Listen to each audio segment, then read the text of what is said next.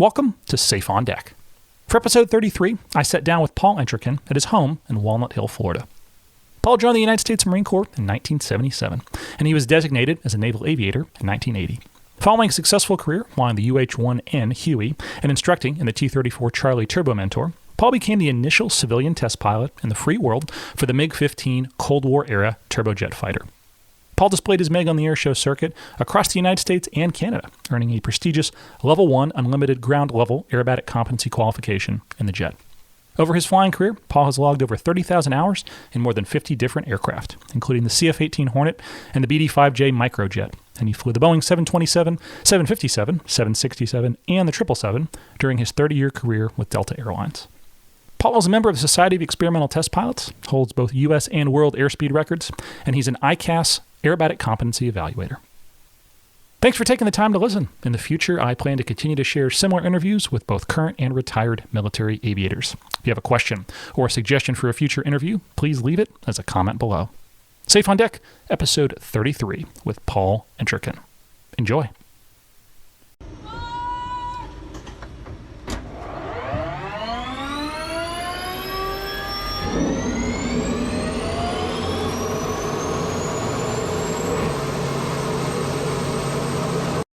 Paul, thank you again for allowing me to come visit your beautiful home. It's quite a place. I wish I could describe it in all sorts of detail. But we start all these interviews the same way. I'll start yours the same way as well. Where were you born? It's a pleasure to have you here, Jim. I was born in Detroit, Michigan, but I'm a Southern boy. My parents were from the South, and shortly after I was born, we came back down to Alabama. So I've lived here pretty much my entire life in the Southeast. Were your parents involved in aviation at all?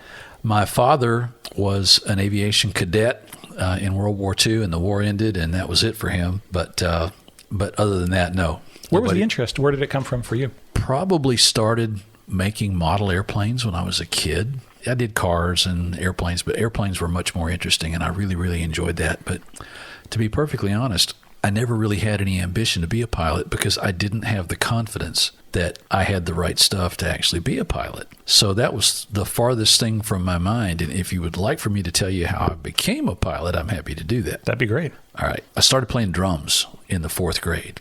And so I had an affinity for music, was a pretty good athlete. I was fast as a kid. I played pee-wee football. I played Little League baseball. Then when I got to high school, I had to choose. I could either be in the band or I could be on the football team, but I couldn't do both. So I thought, well, I can have the best of both worlds by continuing to play baseball, run track, but I was going to be in the band. And I had such an affinity for music that I decided that I would be a music major in college. And I got a couple of scholarships to different schools. But as fortune would have it, my girlfriend at the time was going to Auburn on a scholarship. And I went down there for a campus visit with her and just really fell in love with the place and decided to forego both of my music scholarships to go to Auburn. And knowing that I was going to do that, I auditioned for the band and was accepted. So I thought, yeah, this is going to be great. I'm going to go to Auburn. I'll be in the band and I'll be a music major there, although I won't be on scholarship, but I can deal with that. I showed up in August before the fall quarter started in 1972 and was promptly informed by the band director that he had bad news, that he had some drummers come back for graduate school that he hadn't anticipated, so he didn't have a place for me in the band. Now, these days, they make a place for kids. They'll put you in uniform and have you on the sideline picking up flags or holding a step ladder or something. They'll find something for you to do. But in those days, you were either on the field playing an instrument or you weren't. And he said, I'm really sorry. I know you're a music major, but come back in the spring when we do concert band and you'll be entrenched then. I was like, yeah. I was really, really disheartened by that whole thing. So it's kind of strike one right there. A few days later, I went to watch an open football practice with a buddy. And I'm sitting there being me, running my mouth and being critical. This guy can't run, this guy can't catch, blah, blah, blah.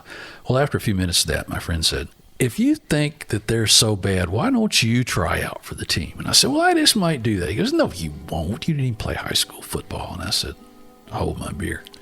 So I went to see the head freshman coach and told him I wanted to walk on. The first question he said was, where did you go to school? I said, I went to Decatur up in North Alabama. He said, weren't you guys the 4A state champions last year? I said, yes, sir. He said, what position? And I went, oh, crap. I wasn't expecting him to ask me that. I said, well, pretty fast. I think I might be a pretty good punt returner. How about that? And he goes, yeah, we need some defensive backs. So, okay. So he fills out a chit and says, here, give this to the equipment guy. I'll see you at practice tomorrow.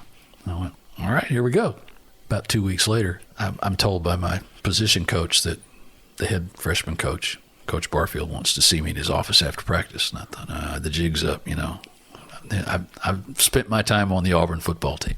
So I go into his office, and he's sitting there kind of hiding behind some paperwork that he was looking at, a depth chart or something, had his little cheaters on, and all I see is his eyeballs. And as you know, when you go into your commander's office and he doesn't invite you to sit down, it's not going to be a good day. I wait, and he knows I'm there, and I know he knows that I'm there. And finally he says, Paul, I'm really disappointed in you. And I said, yes, sir, I know. I'm really sorry. I haven't done a good job, and I've done my best. But he goes, no, that's not it. He said, I'm disappointed because you lied to me.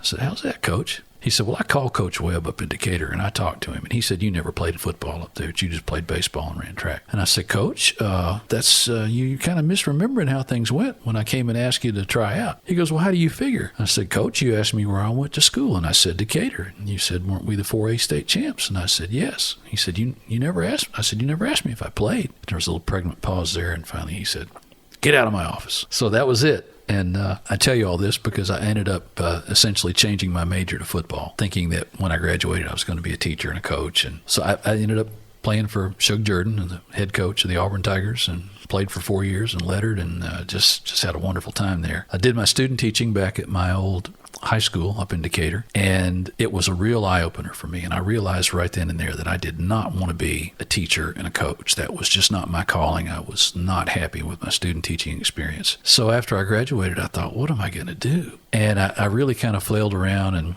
had a couple of different jobs and doing some soul searching, going, I had no idea. Absolutely clueless, just wandering around. And I ended up going to Birmingham with my girlfriend at the time, and she wanted to visit her old college roommate. So we go to their home, and the two girls go off as girls do, talking and doing their thing, and I end up in the living room with this girl's dad. I don't know anything about this guy. He doesn't know me. And he goes, well, tell me about yourself. So I did. And he asked me, what I was going to do now that I'd graduated. And I said, sir, I don't have a clue. And he goes, well, do you ever think about the military? And I said, no, not really. But if I did, the only service I'd be interested in is the Marine Corps. He said, really? Why is that? So I pull out my soapbox and I start bragging on the Marine Corps. I said, my grandfather was a Marine. He fought in Haiti, Navy Cross, and Marine Corps is the best, blah, blah, blah. So he's sitting there soaking all this in. And at the end of our conversation, he reaches for his wallet and he pulls out a business card and he says, you need to call this man. I think he can help you. And he gave me the business card for the local Marine Officer Selection Officer, the OSO. And I called him and he said, I understand you've been recommended by Lieutenant Colonel DeShazo. And I went, who? Yeah. I had no idea that the man that I was talking with was a reservist in the Marine Corps. So anyway, that's kind of a funny story there. So anyway, Captain Gain, the OSO in Birmingham, sends his staff sergeant up to Decatur to administer the tests. He grades them right there on the spot. He goes, you did fine. He said, would you like to take the whatever the test is for aviation? And I went, no, I'm this is how ignorant I was. I said, I'm not in the least bit interested in the Air Force. I only want to focus on the Marine Corps. And he looks at me like I got two heads and said, well, the Marine Corps has aircraft too. I was like, oh, felt like a real moron. I said, yeah, I'd love to take those tests as well. So he grades those and he goes, well, you did fine on everything. He said, Captain Gain will be in touch with you. I said, cool. The next thing I know, I get a phone call and he says, we can offer you an aviation guarantee and you'll go to OCS, and if you get commissioned, then you'll go to the basic school for 6 months, and then if you finish there, you'll come down to Pensacola to flight training. I went, outstanding. Sign me up. So that's how it all got started. There was no great master plan. It was not something that I thought about from childhood. As I said, I never really thought that I had the confidence to make it. Back in the day, when you finished the basic school and come down here, I don't know what I think they call it, maybe API now, but it was AI then, Aviation Indoctrination. And we had been given these program texts, and they said, read these, prepare yourself, because when you come to Pensacola, you're going to experience another battery of tests, and you have to pass all of those to continue with the program. Well, the stuff that I looked at was so far over my head, I went, there is no way, absolutely no way that I'm ever going to be a pilot. This is a pipe dream. So I sat in my room in my BOQ, and I put on my brand new, never before washed flight suit, my helmet. I had my survival knife and my knee board, and I sat there on the bed in all that gear, my leather flight jacket, and I thought, I better put this on now because I'll never get a chance to wear it. As luck would have it, we took all the tests that were required for those program texts. And this master chief that was administering the test when we were all done said, well, I got good news and bad news, gentlemen. There were no females in the class at that particular time. He said, the bad news is more than half of you just totally bombed these tests. But the good news is they don't count anymore. So it doesn't matter. You're still going to go through flight training. You're still going to do engineering, and you're going to do nav and aerodynamics and all that. And I was like, well, maybe I've got a chance. And went through AI and ended up at Whiting, and as a student in VT3, did 2 or 3 FAM flights and absolutely fell in love with aviation. I could not believe how much fun it was. I loved memorizing the procedures, and when I realized that I had the monkey skills to do it, I was absolutely hooked.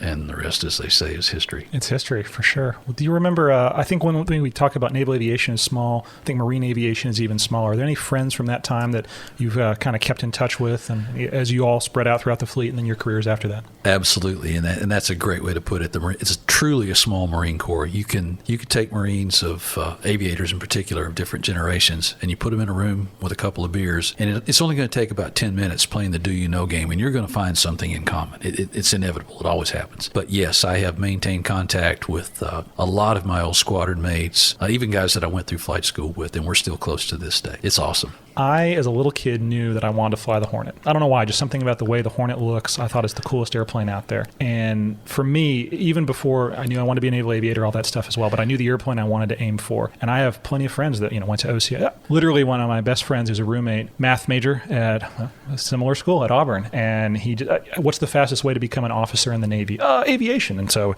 he went into aviation. He's doing great now. He loves it. So I guess what I'm saying is we have people from so many different backgrounds, and they all end up in the same place. I knew what I wanted. He didn't. We both found our way there. What did you want when you went to primary, and where did you end up going? That's another really good question with a pretty interesting story, I think. I wanted to fly the Phantom. That pointy-nosed jet, oh my goodness. There's never been, at least in the 70s, a sexier jet on the planet. I wanted to fly the F-4 Phantom so bad I couldn't hardly stand it. And you know the story that they tell you in primary, study hard, get good grades, and you'll get your choice of aircraft. So I did, and I applied myself, and I did real well. I had good grades, never got a down, and I knew I was going to get jets. So after whatever particular flight it is that you come up for selection, I get called to the student control officer's office, and turned out he's a Marine captain, and I'm thinking, yeehaw, here I go. It's just going to be a matter of am I East Coast or West Coast? And it's one of those good news, bad news deals. I was like, uh-oh, here we go.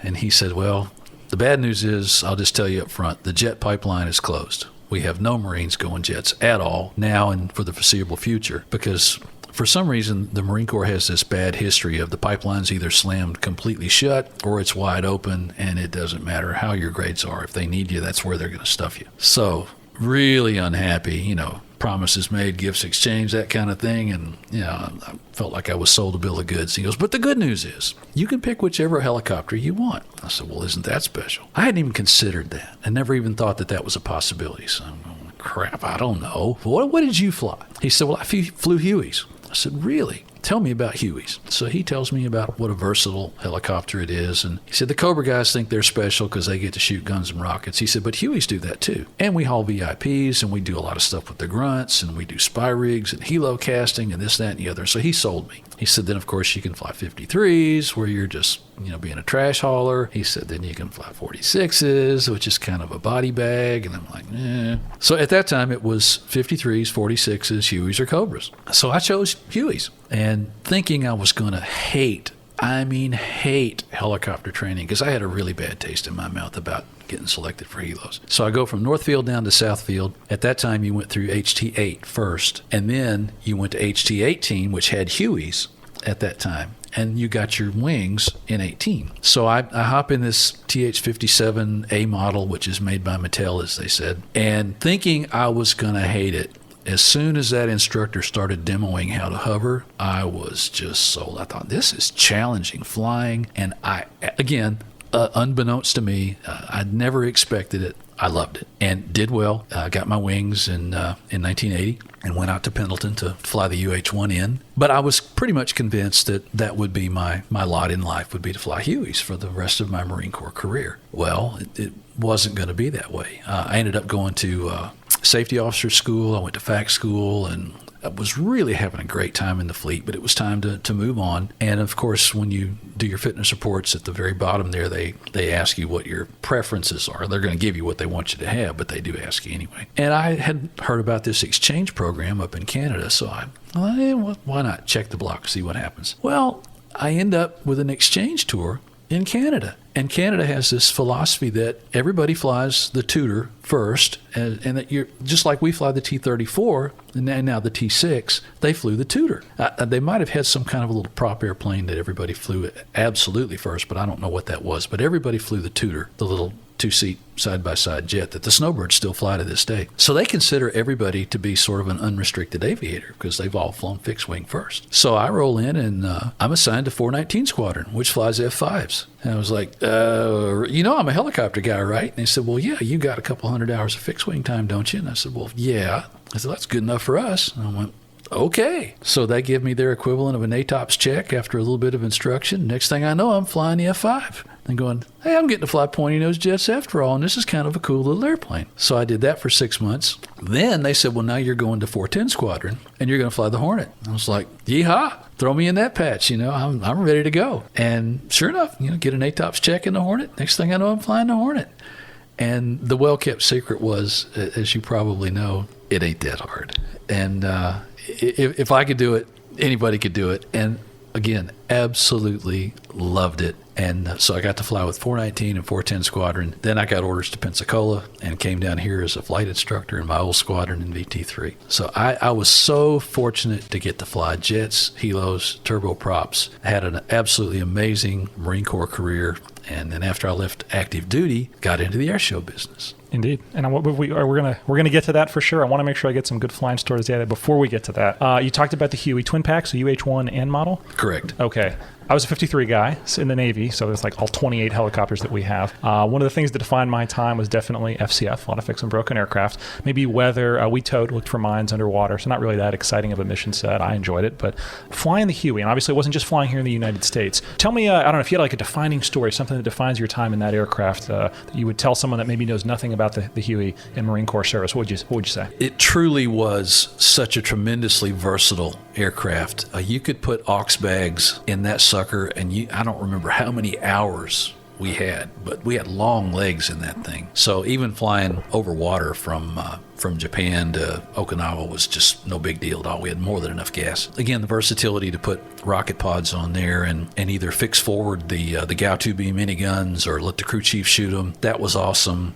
Flew all kinds of really high-level VIPs, especially in conjunction with the 84 Olympics. We had kings and queens and just, really, really high-profile people. So you had to wash your flight suits for those. And I did a spy rig with some recon Marines one time, and where you got the rope hanging down underneath from the hellhole, and you fly around with these guys hanging on this string, and they said, hey, Captain, you got the guts to do this? And I was like, absolutely. Of course, we weren't supposed to do that. You got two guys up there in the cockpit.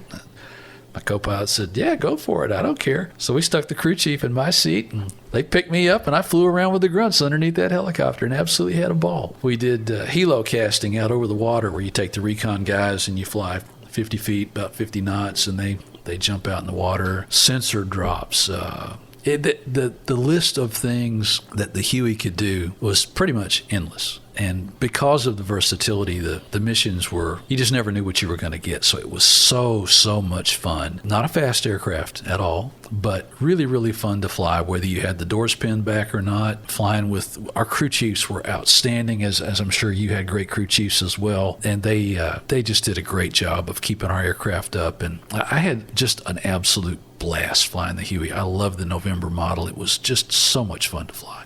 The Marine Corps and the Royal Canadian Air Force, I'm guessing there's some things in common, but there's probably a lot of things not in common.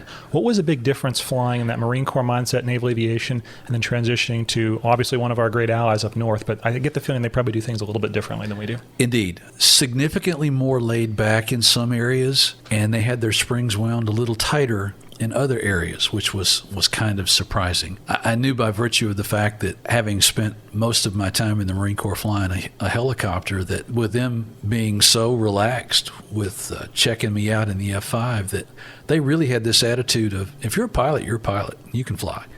And if you can fly a helicopter, you can damn sure fly fixed wing. And it turned out it was a good philosophy, and they were right. And they have very, very versatile aviators up there. Learned how to play crud, learned how to drink beer, better than I had ever been able to before, and made some lifelong friends that I'm still in touch with, one of whom was instrumental in my eventually becoming a MiG pilot. Okay, before we get to that, I promise I'm going to get to that. No worries. I want to ask about. Sure. What'd you think of the Hornet? Just tell me what it was as your second jet at that point, it sounds like. Was it third jet or second jet? That was my second jet. So no tutor, you just F5 right to the Hornet. Okay. Straight into the two-seat F5 and then two-seat. CF5, CF18? Yes. Okay. To this day, it is my favorite jet. The simplicity, there wasn't anything that I didn't like about the Hornet. We were, from the time you took off from Cold Lake, you were at the Primrose Range within almost seconds. So we flew around, didn't do a whole lot of supersonic flying, but that was a real bubble burst for me. It's, they say never meet your heroes because you're probably going to be disappointed. Everybody on the planet has probably seen the right stuff. And I just had this image in my mind of what it would be like to go supersonic for the first time. And I thought I was going to hear angels sing and see pretty colors. And I don't know what I thought, but it's no different between, doing 65 or 70 on the highway. It's just a speed. And you don't feel anything. There's no sensation. You don't hear anything. Of course, people on the ground might hear something. But so that was a little bit of a letdown. But I was pleasantly surprised with the training syllabus that they had, how fast I was able to absorb and digest what I needed to know. It's a very forgiving aircraft. You got Bitchin' Betty in there that tells you everything that you need to know. Even if you're stupid, she's going to tell you this is wrong and needs to be fixed, and do this or don't do that. So I absolutely love flying that jet. Plus, it's a pretty sexy looking machine too. It really is. What was it like teaching in the backseat of a T-34 trial? I don't think I've ever actually had a chance to ask anyone that question. I'm guessing it's a little different than the T-6 I'm lucky to spend time in. I'll give you this answer first because it pretty much encapsulates my thought process. I had said many, many times that I would gladly stay a captain in the Marine Corps and just spend 20 years right there at Northfield because I loved instructing in the T-34. I was one of those instructors, of course, that guys have reputations. You're either a screamer, or you're throwing your kneeboard, or you're one of those guys that everybody wants to fly with. Well, I was pretty much a Santa Claus. I would ask the guys. I did FAMs at first and loved doing FAMs. There's nothing more rewarding than taking a person who is, in most cases, absolutely scared to death that they're going to make a mistake, that they're going to make multiple mistakes, and then they're not going to get their wings. And what they needed, in my estimation, was an encourager. They needed somebody to say, you can do this, and I'm going to help you get to where you're trying to go. And that's how I saw my responsibility as a flight instructor. When you see the light go on, when you teach them a particular maneuver or a certain thing that you're trying to show them and they get it, it's like that's very, very rewarding. And I would always look for, back in those days, we graded with above averages, averages, and below averages, or a down. And I always tried to find a reason to give a guy, a couple of good grades because, you want them to get the aircraft that they want to select for too. And grades are very important. My shtick was when these guys after we'd brief, they'd come out to the aircraft for the first time. And of course, after you've done a couple of walk-arounds with them and shown them how to do the pre-flight, then they do the pre-flight and you watch them. And at some point, you just climb in the back and make your own nest. And one of the things that I always did was in my helmet bag as we're walking out to the aircraft, I said, look, I have a requirement. If you're going to fly with me, you have to take a smart pill. And they'd look at me like I had two heads and go, uh-oh. I knew this guy was weird, but this is really, really bizarre. What's he got up his sleeve here? And I always had a bag of bubble gum in my helmet bag. I said, reach in there and get a smart pill. And that was kind of a nice icebreaker. They'd get their piece of bubble gum, and I said, if nothing else, it'll help you clear your ears. So, and if you smack on the radio, I don't care. So that was how I kind of broke the ice with them. And as I said, admittedly, I was a bit of a Santa Claus. I never gave it down, never had to. I came close once or twice, but I never had to give it down. I never had a kid that I thought was so bad that was not redeemable. And to me, the best reason to give it down was if somebody is just so fouled up that you're thinking, I don't think I want to fly with this guy in the fleet. This is bad news. When it came time for cross countries, I was inundated with requests to go on cross countries because the kids just like flying with me. So I felt very, very good about being an instructor. I love teaching PA. Precision aerobatics was something I was pretty good at, and it was really rewarding to watch a kid do his first loop or roll or half Cuban or whatever it was they were doing and do it successfully and do it well. I loved form. Oh my goodness, I loved teaching form. That was so much fun. Although FAM was rewarding and BIs were okay, the things that I really liked the most were form and PA. I really, really, really enjoyed my time as an instructor, and it was very rewarding. I just truly loved it. And as I said, I would have stayed at Whiting for 20 years. Leave me a captain, just leave me here. I'll be more than happy to do it. I really, really liked it a lot. I think any instructor has maybe a favorite student story, just something that they can pull back from the depths and think like, yeah, that was hilarious. Any good student stories, anything that jumps to mind? Because we were all student once too, and we all said silly stuff as well. Yeah. One that kind of pops into my head. First of all, a disclaimer, I'll brag about this. I had at least 5 that I know of my students that went on to become Blue Angels. And I was really, really tickled to follow them and see their progress. But one of my more fun student stories, I had done an air show, the Tri-Cities Air Show up in Kingsport, Tennessee. I don't remember if I was getting ready to fly or if I'd just flown, but I was doing something, either putting the aircraft to bed or getting it ready to go. And I see this guy come walking down the line in a blue flight suit, and it's one of the Blues, and he's just standing there grinning. He's got this real boyish face. And I said, "Hey, man, how's it going?" He goes, "Hey, sir, I'm Thumper." I said, "How you doing, Thumper? Good to see you. What's going on, man?" And he's just grinning.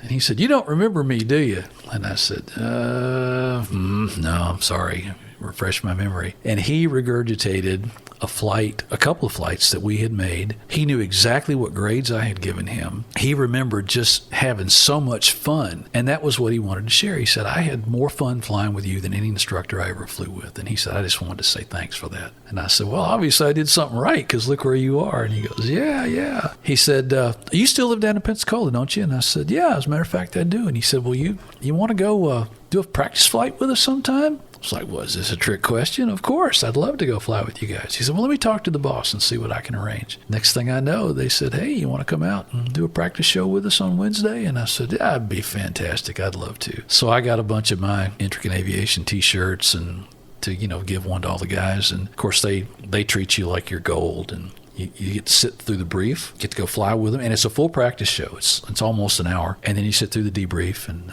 there's a lot of glad handing and stuff that goes on afterwards. And it was just such a wonderful experience. And I thought how special that was.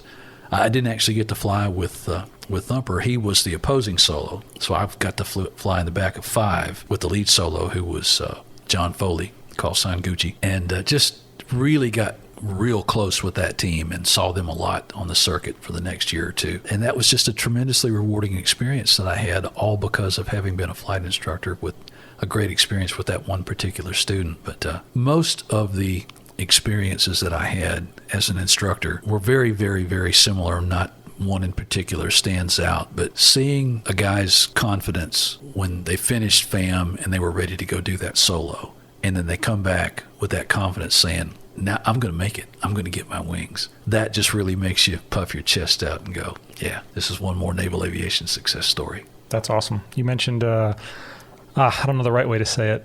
I had an instructor in the HTs, HT-28. I'll never forget when he said this. He said, "If you fail a flight," speaking to us, it was a couple students, "if you fail a flight, I have failed you." And I remember that sense of ownership from an instructor that, yeah, of course it's on you as the student to know your EPs and limits, and we give you a lot of knowledge. You got to go home and study it, and you have to come prepared. We're not just going to take you from nothing. We start from a certain point.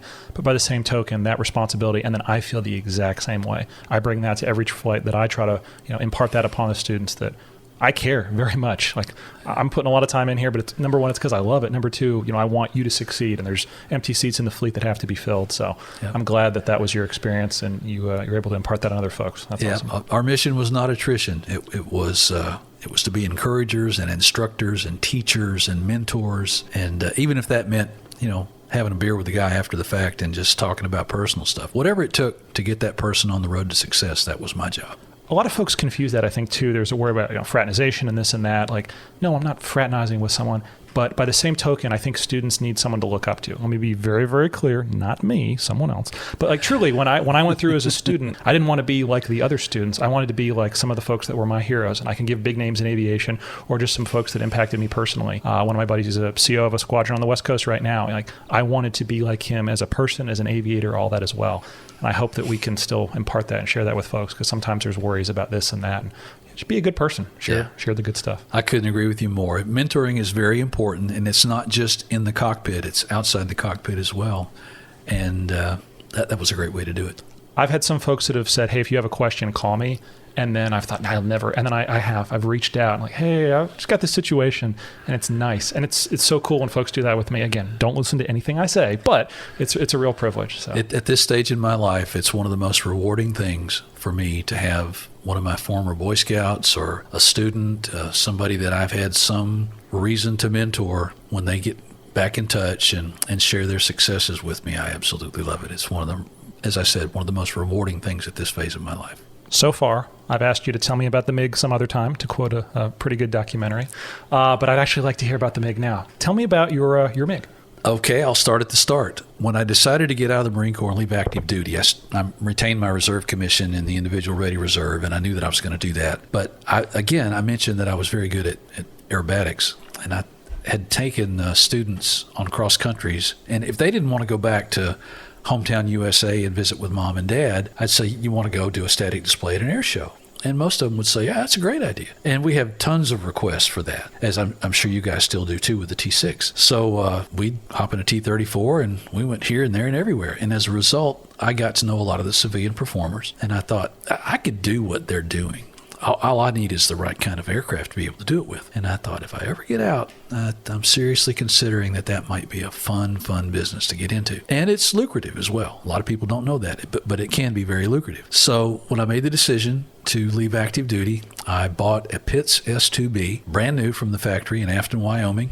Had it built and was in the process of getting my routine worked up, because in the air show business, a Pitts at that time was a dime a dozen. And if you didn't have some substantial credentials, like being a 2-time world aerobatic champion or something like that, you had to have something to separate you from the pack just to get hired. So I'm working that angle as well. And a person that you may not have ever heard of, a guy named Bird Maples, I was going to ask you about him. From over in Milton, Florida. I know was his known son. as Chip. Yeah. Yep. Well, Bird was known as the flying mayor of Milton. He was the only guy that I knew in this area that was in the air show business. So I got in touch with him and went over and sat on a stump out in his front yard one day, and he tried his dead level best to discourage me. He saw me as being some hot dog that was going to kill myself the first year or two. And it was just probably a good predisposition that a seasoned air show performer would have when somebody comes up and says they want to get in the business too. But he realized pretty quickly that with or without his help, it was something I was going to do at that point. So he thought, well, I might as well show this young whippersnapper what I can to help him in the business. So I rode his coattails, went to the International Council of Air Shows convention the first time, and was learning how to market my act and really get my feet wet in the business. And I hadn't even done my first season yet. I'm still in the process of getting everything ready. And out of the blue, I get a phone call from one of my old snowbird buddies from up in Canada. And he said, what would you think about flying a MiG on the air show circuit? And I said, yeah, that'd be great. But, we laughed like, yeah, you're right. Because at that time, there were no MiGs flying around anywhere. He said, well, I just read this article in Canadian Aviation magazine that there's a guy up here of Chinese ancestry who has said that he's going to import some MiG-17s. He said, call him. All it's going to cost you is a phone call. And I went, well, okay, whatever. So I called this guy on a lark and maybe there's legitimacy to this, maybe there isn't. He gives me the 50-cent brief and says, now I'm going to import them into the U.S. because it's illegal to bring them into Canada. They're coming to this place up in the Northeast. And I said, okay. And he was going to bring 5 of them in. He gave me the price. So I said, all right, how about maintenance? Can I ask real quick? You mentioned the price. Do you mind if I ask what those airplanes were, what they originally asking the for? MiG-17 that... This price of the 17s at that time that he was asking for this first lot was $175 each. That's it. $175. No spare parts, no spare engines, no brakes. And the question that I asked was, how about maintenance? And he said, you're on your own. I went, okay, this is going to require some thought. So I had a little Rolodex file of business cards. I was always a notorious business card saver. And I had not too long before that been out to the Chino airport. I don't know if you've ever been to Chino or not, but it is a mecca for warbirds. They have anything and everything you could ever imagine out there with these little businesses that maintain those kinds of aircraft. The Planes of Fame Museum is out there. And I had been there just poking around one day and then saved this guy's business card. So I called him up, and I knew that they took care of F-86s and T-33s. They could maintain that era of jet. And I said, do you think that you could do maintenance on a MiG-17? And he said, well, first of all, tell me what you want a MiG-17 for, and give me some background here. So I told him what was going on. He said, well, I could probably maintain one of those. He said, but a MiG-15 would be a whole lot easier because they don't have an afterburner. It's a little less mass. I said, blah, blah, blah, blah. Well, that's great, Bruce, but where am I going to get one of those? He said, well, I just happen to have 5 of them. They're sitting on the dock in Long Beach right now getting ready to go through customs, and nobody knows about it. He said, you would be the first one, and that would be your niche in the airshow business. I said, oh, okay. I said, well, I'm not a wealthy guy. I'm just a Marine, and I just spent my life savings on this Pitts S2B. We'd have to do some creative financing. And he said, well, let's talk about that. He said, when you do an air show, one of the very first things that people are going to ask you is, where did you get that airplane? And you're going to say, I got it from this guy, and he's got 4 more. He said, so that'll be good for me as well. So I see something in it for me and, creative financing for you. And I said, I'm going to get on a jet, and I'm going to come out to California, and we're going to talk. And so I did. And I saw the airplanes. And here's a funny side story. They were still in the crates. It took a long time for whatever reason to go through customs. This guy had gone to China. We had normalized relations with him at that particular time. They had taken him to some base in a school bus with the windows all blacked out. He didn't exactly know. He knew general proximity where he was, obviously, but he didn't know specifically where the base was. They let him out, and he said there were airplanes as far as the eye could see. There were MiG-15s and 17s and 19s and 21s, and it was just crazy. And they said, pick what you want. And he said, okay. So he looked at some airframes and looked at some logbooks, and he picked 5. And he told the Chinese while he was there, make sure you download all the gun assemblies because I do not have a firearms importation license. And of course they said, okay. So he wants to show me the airplanes, and he hadn't seen them yet either. So he had some kind of connection. Now, how he managed for us to even get into the section of customs where this stuff hadn't cleared yet, I don't know. I didn't ask questions. The mechanic takes the front off of one of the crates, and sure enough, there are 3 gun barrels staring at us. And it was one of those oh crap moments, like this could be really, really bad. Now, this mechanic had already received the manuals, which I can talk more about that later, but he knew how to crank down the gun assemblies. And he had a little toolkit with him because he knew he was going to have to unscrew the front of the crate to get into them anyway. So they said, we got to get these guns out of here. They'll never make it through customs. And I'm like, this is not going to end well. I can just see that this is really going to be a bad, bad day. We might end up going to jail for this. But it was so quick to crank those gun assemblies down, take them out of the aircraft. 2 of us could pick them up easily. That's one of the smart things that the Russians did was they made these aircraft very maintainable. Took all the guns out of all 5 of the aircraft, buttoned the crates back up, tagged each one of the gun assemblies. This one's going to the Marine Corps Museum in Quantico. This one's going to the Air and Space Museum.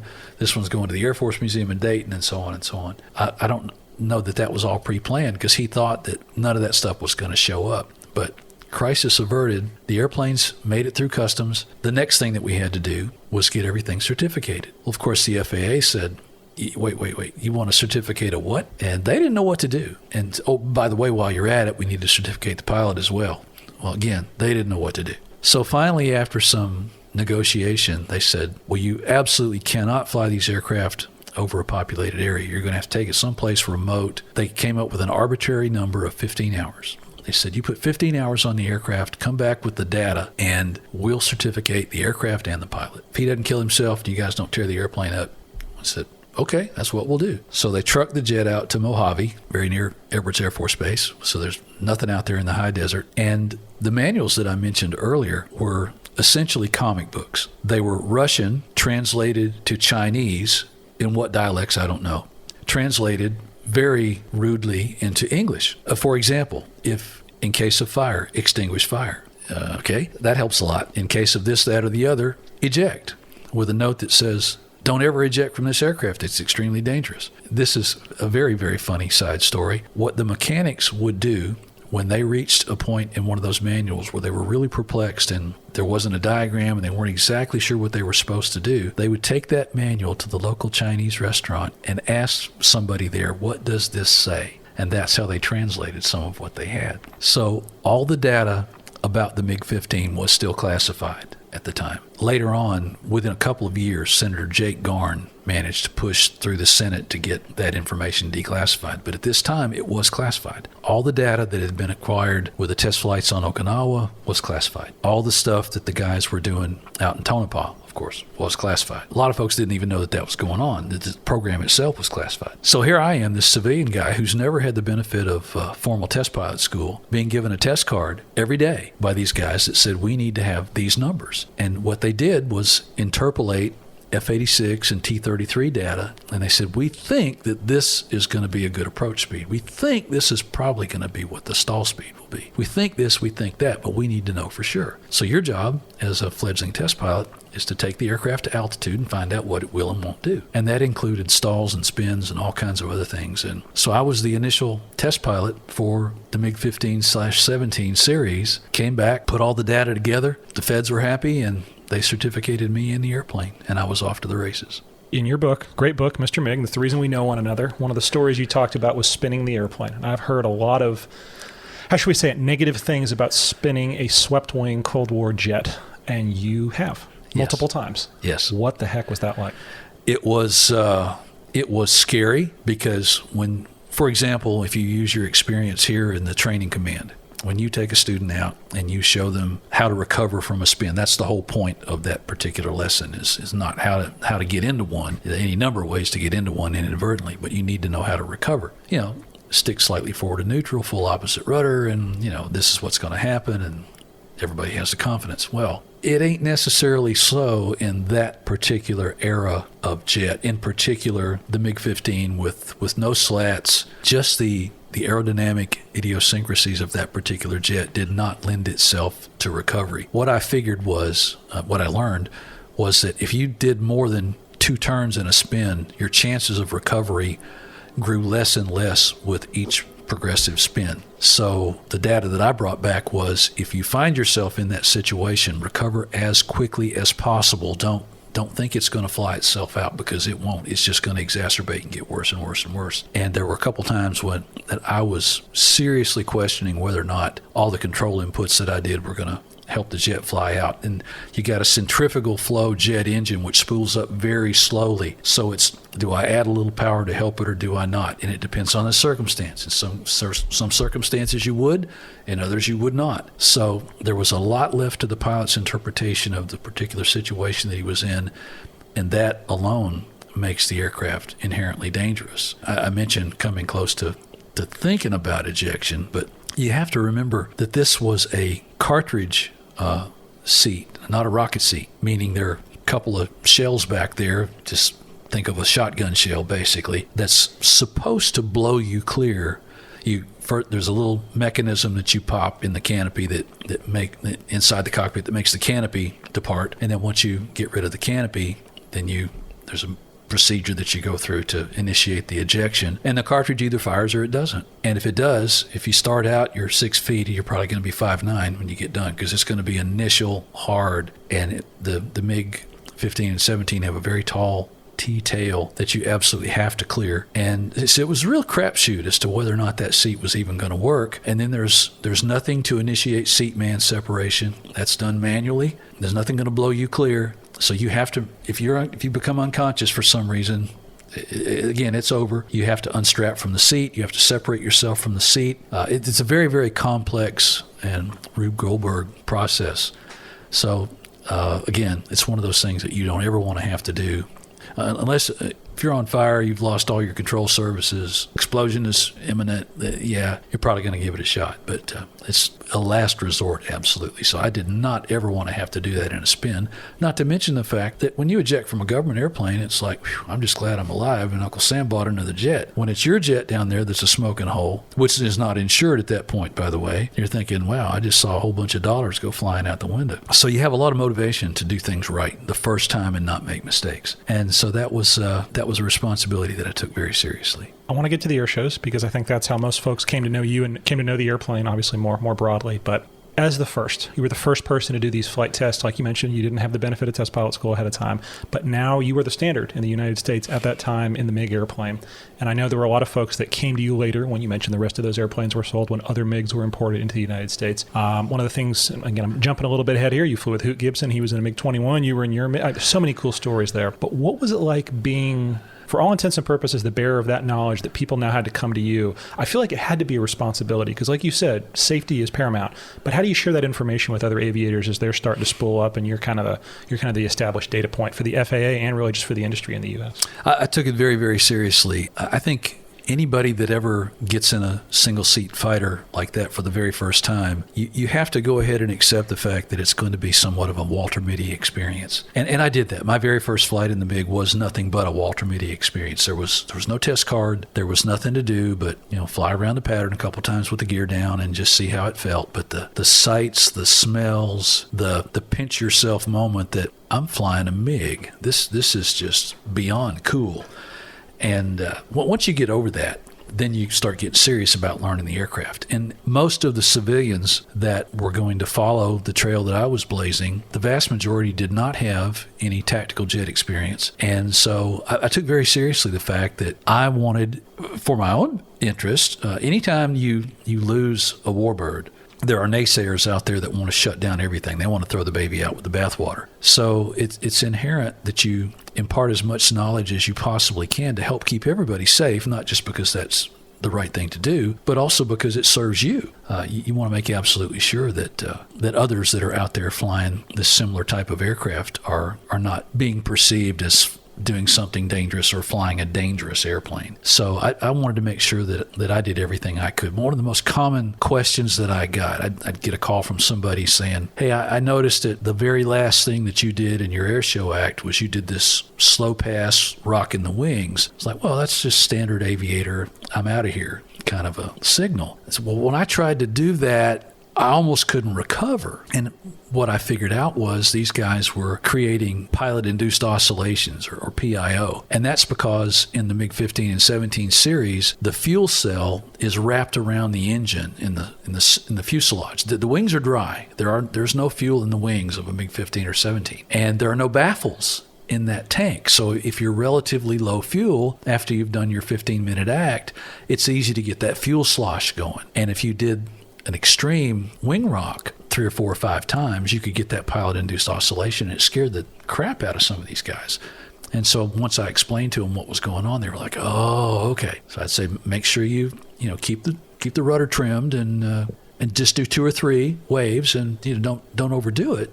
And don't exaggerate. Don't go to 90 degrees or anything like that. Just do a nice little 30, 45-degree wing rock, and that's good enough. So that was one of the ways that I tried to help keep guys alive, too. I have to admit that within a year or so of our experiences, a guy named Al Reddick out in Reno managed to import some MiGs from Poland, and they took advantage of the data that they won't admit that, but they did. They took advantage of the data that we had, and they also provided some of their own input to the FAA, which was a wonderful thing. So they trained guys there at Reno, but they took advantage of the data that I provided as well. I think that's always a challenge in aviation safety specifically, right? You literally don't want someone to die. Yeah. You want to help the whole industry, but yeah, there's always other folks that are going to kind of, we'll just say profit off that, but by the same token, it's a balance, right? Because you work so very hard to get that experience yourself. Yeah, I don't know how you find the balance. I feel like hopefully you err on the side of safety, and hopefully good things happen to good people. But, yep. Or vice versa. Maybe not that. I'll cut that out.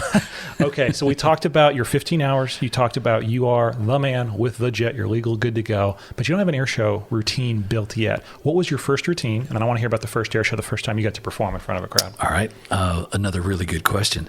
I got hired for my very first air show. Now, the airplane is now based in Chino, California. My very first air show was the Boeing Field Air Show up near Seattle. And I thought, well, what am I going to do? I barely got, at that time, I probably had maybe 20, 25 hours in the jet. And I knew what my limitations were, and I was not ashamed to say I'm not going to go out and try to mimic the Blue Angels or anything. And it's one thing when you're flying a low-performance first-generation fighter, and another when you're flying a third or fourth-generation fighter, and the capabilities are just night and day. But I knew that I could do some vertical stuff. I could do rolls and loops and this, that, and the other. But so I did my little routine that I had worked up, about 10 minutes worth, that I thought was going to be relatively safe, and it was. And so I land, and this is my very first show, and I come taxiing back to the ramp, and I got the canopy open, and I just shut the engine down, and there's this guy standing there, and he's looking and grinning, and he comes up. I'm still strapped in. He hops up on the wing and introduces himself, and he says, "Hey, I'm from the FAA, and I'm here to help." And I was like, "Hey, I figure he wants to see my operating limitations or something." And he said, "Do you have an aerobatic competency card?" And I said, "A what?" He said, "An aerobatic competency card. It's one of those things that performers have to do aerobatics at an air show." And I went, "Ruh-roh." I had never even heard of an aerobatic competency card. All my time with the performers that I had spent, nobody ever said anything about an aerobatic competency card. I said, "No, sir, I don't have one of those. I didn't know that I needed one." He said, "Well, you do." And he reaches in his shirt pocket, and he pulls one out, and he hands it to me. He said, "You just got your evaluation." I said, "You're kidding." He said, "No." He said, "I figured you didn't know." He said, it's not a well-known thing." He said, "But it is a requirement." And he said, "I watched you fly. It looked perfectly safe. So now you're qualified." I was like, wow. The guy was just fantastic. He was one of the very few examples, and I do mean few, where you talk to an aviation inspector who says, "I'm from the FAA and I'm here to help." He really was. From Seattle, I went to Abbotsford up in British Columbia, which is one of the biggest air shows in North America. And I was so looking forward to that show because I had done that show with a static display with the T-34 Charlie. And of course, they just treated me wonderfully up there, and I saw some old friends. And in the performer safety briefing on the first day, they introduced me to a guy named Ben Hall, who had the world's only operational F-86A. And Ben was from Seattle as well. And they said, "We don't know what you were planning on doing, but we would like very much for you and Ben to fly at the same time." And I said, "Well, we'll talk about it. I have no idea what this guy's background is, what his capabilities are." And he says, "I've already come up with a little plan for us." And I said, "All right, let's talk about it." Against my better judgment, if I were doing it today, I would probably do it differently. But he said, "I'd like to take off on the same runway at opposite ends, opposing each other. And assuming it takes about the same amount of runway length to get airborne, gear up, flaps up, and when you're good to go, then we'll brake. One will brake right, one will brake left, so we'll both be braking in the same direction, and we'll find each other and get into a tail chase and do a simulated dogfight." I said, "I think we might be able to make that work.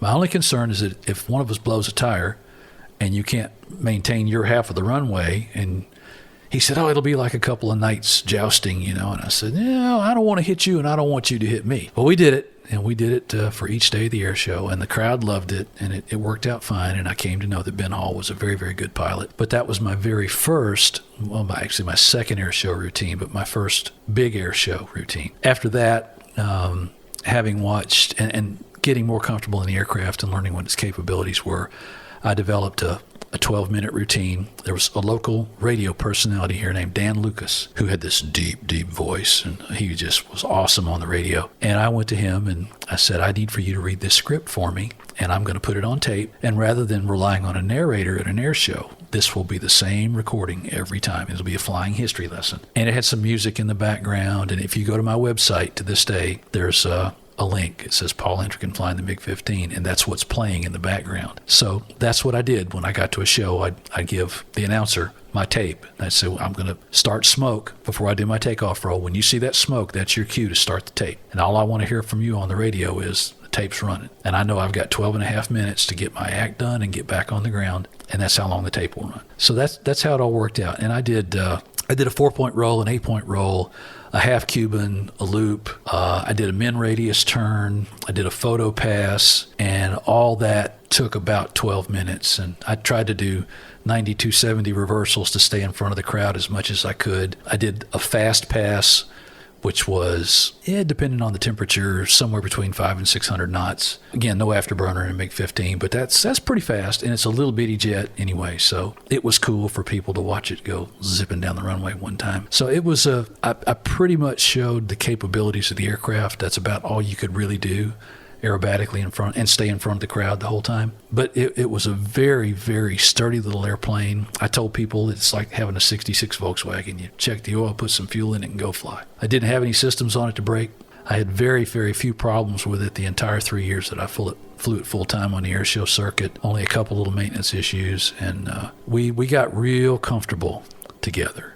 I think the exciting part is what you got to do. You got to put the airplane in front of the crowd. A lot of people get to enjoy seeing you in a MiG. I mean, who wouldn't, right? But the logistics and sustainment side of it, no Buck Rogers without the bucks. You got to have that money, and you have to have sponsors to fly in air shows. What was it like going to ICAS? What was it like working with sponsors?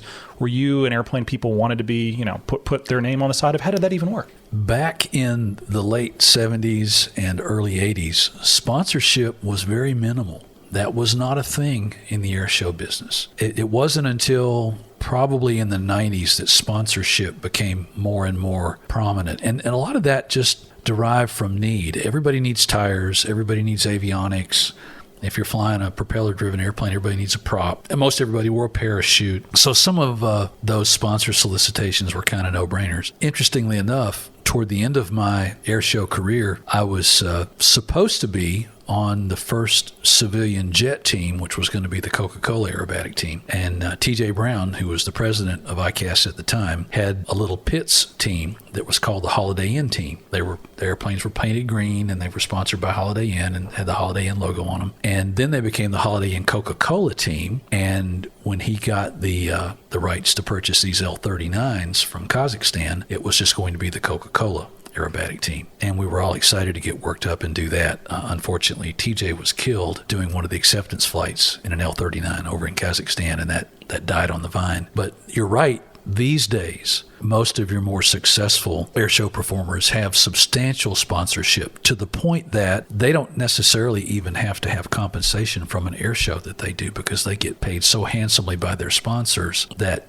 the sponsors have a lot of control in what show sites they go to, because they want the most exposure possible. But if the performer can say, I'll be in front of this many hundreds of thousands of people, they consider those advertising dollars well spent, and the sponsorships are not that difficult to maintain and perpetuate from year to year. But back in my day, that was not really a thing. The closest I ever came to that was I did a show over in Lake City, and I came out to check on the aircraft one day on the ramp, and it had a Cracker Barrel logo painted on the side of the fuselage. And of course, I just about came unglued and wanted to find out who was responsible for that and wring their neck. And they were explaining to me, oh, it's a water-based paint. It'll wash right off. It's no big deal. And I was like, that's fine. But first of all, you didn't ask me. Second of all, that part of the fuselage gets hot. The engine's right there, and this stuff could end up baking into the paint. But as it turned out, it did wash off. It was no big deal. But it would have looked really unusual to have a vintage Warbird with Phillips 66 or Shell or Chevron or whatever. Now, Julie Clark's T-34 was sponsored by Chevron for years, and that looked fine on that little airplane. But in that day,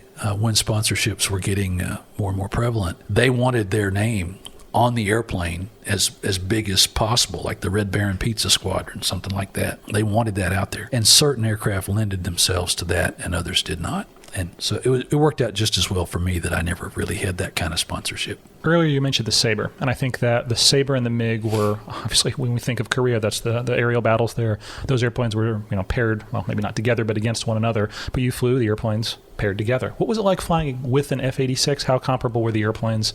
What'd you think of flying with the Sabre? It was a lot of fun. Again, I started with T.J. Brown. He approached me and said that he had acquired an F-86 with a partner, and would I be interested in doing a routine dogfight? And I said that would be a great marketing tool, a great way to showcase both of the aircraft. And I thought air shows would probably be more inclined to hire a dogfight act with a Sabre and a MiG than just either or. So I was all in favor of that, and we did a really, really nice routine. I actually checked TJ out in my airplane. I did not get to check out in the F-86. I got to fly it, but I didn't get to check out in it and get the certification. But the idea was that his partner in the F-86 could fly the Sabre portion of the act. And if for some reason I could not, TJ would fly the MiG portion. And the MiG was always the lead. And so it worked out great. And I think I only missed a show or two. The last show that was done with the MiG and the F-86 together was at El Toro. And as it turned out, I was sick. I couldn't fly. Had a really, really bad cold or the flu or something. So I said, TJ, you're going to have to fly the MiG in this show. And he goes, no problem. So both the airplanes were staged at El Toro and everything's ready to go. Big, big, big show. A guy named Jim Gregory was the other F-86 pilot. Jim was down in the Fernandina Beach area, owned a string of Taco Bell restaurants, had a lot of money, was supposedly, with emphasis on the word supposedly, a Navy jet pilot. Found out later was not the case, unfortunately. But at the show site, TJ also was sick. Not only could not fly with the Holiday Inn Coke team, but could not fly the MiG. And he told the sponsors, look, guys, I'm sick as a dog. I can't fly. But no worries. Jim is going to fly a solo act in the Sabre. And the show said, that's fine. We understand. As I said, the MiG was always the lead in the act. So all the maneuvers were done. It was formation aerobatics. We did loops together, rolls together, that kind of thing. But the Sabre was always the wingman. So lead, as is always the case, was responsible, just like the boss of the Blues. You're responsible for altitude and crowd separation and all those other things. And it was smart to have the most experienced guy as the lead. Well, without a lead, Jim decided he was going to do kind of the same routine. And he was not accustomed to looking inside the aircraft, let's say at the top of a loop, to check altitude and airspeed. He was relying on his lead to make sure that they were at the right altitude and on the right airspeed. And unfortunately, he pulled way too hard trying to do a low-level maneuver, a loop, apparently. And he didn't have enough airspeed and unfortunately impacted the runway at El Toro and just destroyed that beautiful jet, which they had called Sabre Dance. It was really a beautifully maintained airplane, but that was the end of the F-86 MiG dogfight act. I think one of the things that no one gets to appreciate about aviation, maybe it's good that they don't, is that the longer you do this, I remember, I think I was a little kid. I was in Civil Air Patrol, I want to say 15 or 16, learning to fly gliders. I don't know why this is such a distinct memory, but it is. And I remember being at the airport, and it was a Cessna 210. They had some kind of a gear issue. The local fire department came out, foamed the runway. Guy lands, 100 feet into the foam, skids 100 feet out of the foam. Everything's fine. The airplane's okay. Not a big deal. But I remember one of our instructors, who was a CFI, instructing us in gliders that day, made a comment: the longer you're in aviation, you will lose friends, and the list will get bigger. And I remember, this is just being a kid, thinking, yeah, sure, someone else. You just have this attitude of, it'll be someone else. I won't have those experiences. And recently I have. It's not a great feeling. It's not always something that's easy to talk about. But on the airshow circuit, I hate to say these things happen. These things happen. And the only thing that I've been able to be, when I'm privy in some of those conversations and get to listen to folks, the only thing is, what's the lesson? Obviously, we honor the person. We want to make sure that we learn the appropriate lessons so no one else ever does that again. How do you bring that culture of safety to an industry where, let's be honest, you're trying to, I don't want to say show off, you're trying to demonstrate what these aircraft can do, but by the same token, you care very much about yourself, your family, the people that you're flying with. How do you balance those two? That's another really good question.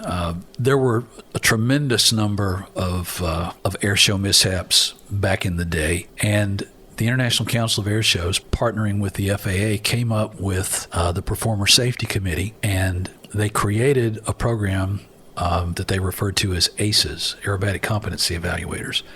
And the purpose of that was to bring new airshow pilots along and give them a starting altitude so they could work their way down to the surface without starting out in a more dangerous arena, and also a self-monitoring process where if a performer sees another performer at an air show that they think is doing something dangerous, they can approach that person and talk with them about it. And if they have the credentials as an aerobatic competency evaluator, that other performer is obliged to listen and pay attention, because otherwise they can have their aerobatic competency evaluation revoked. And when ICAS and the FAA began that program, it was very, very productive, and it reduced mishaps significantly. But as we know, anytime you're flying airplanes close to the ground, whether it's aerobatic or not, things can happen. These are machines, and machines break. Sometimes it's pilot error, sometimes it's physiological, sometimes it's mechanical. Any number of things can cause these kinds of mishaps to happen. And as you may have noticed in the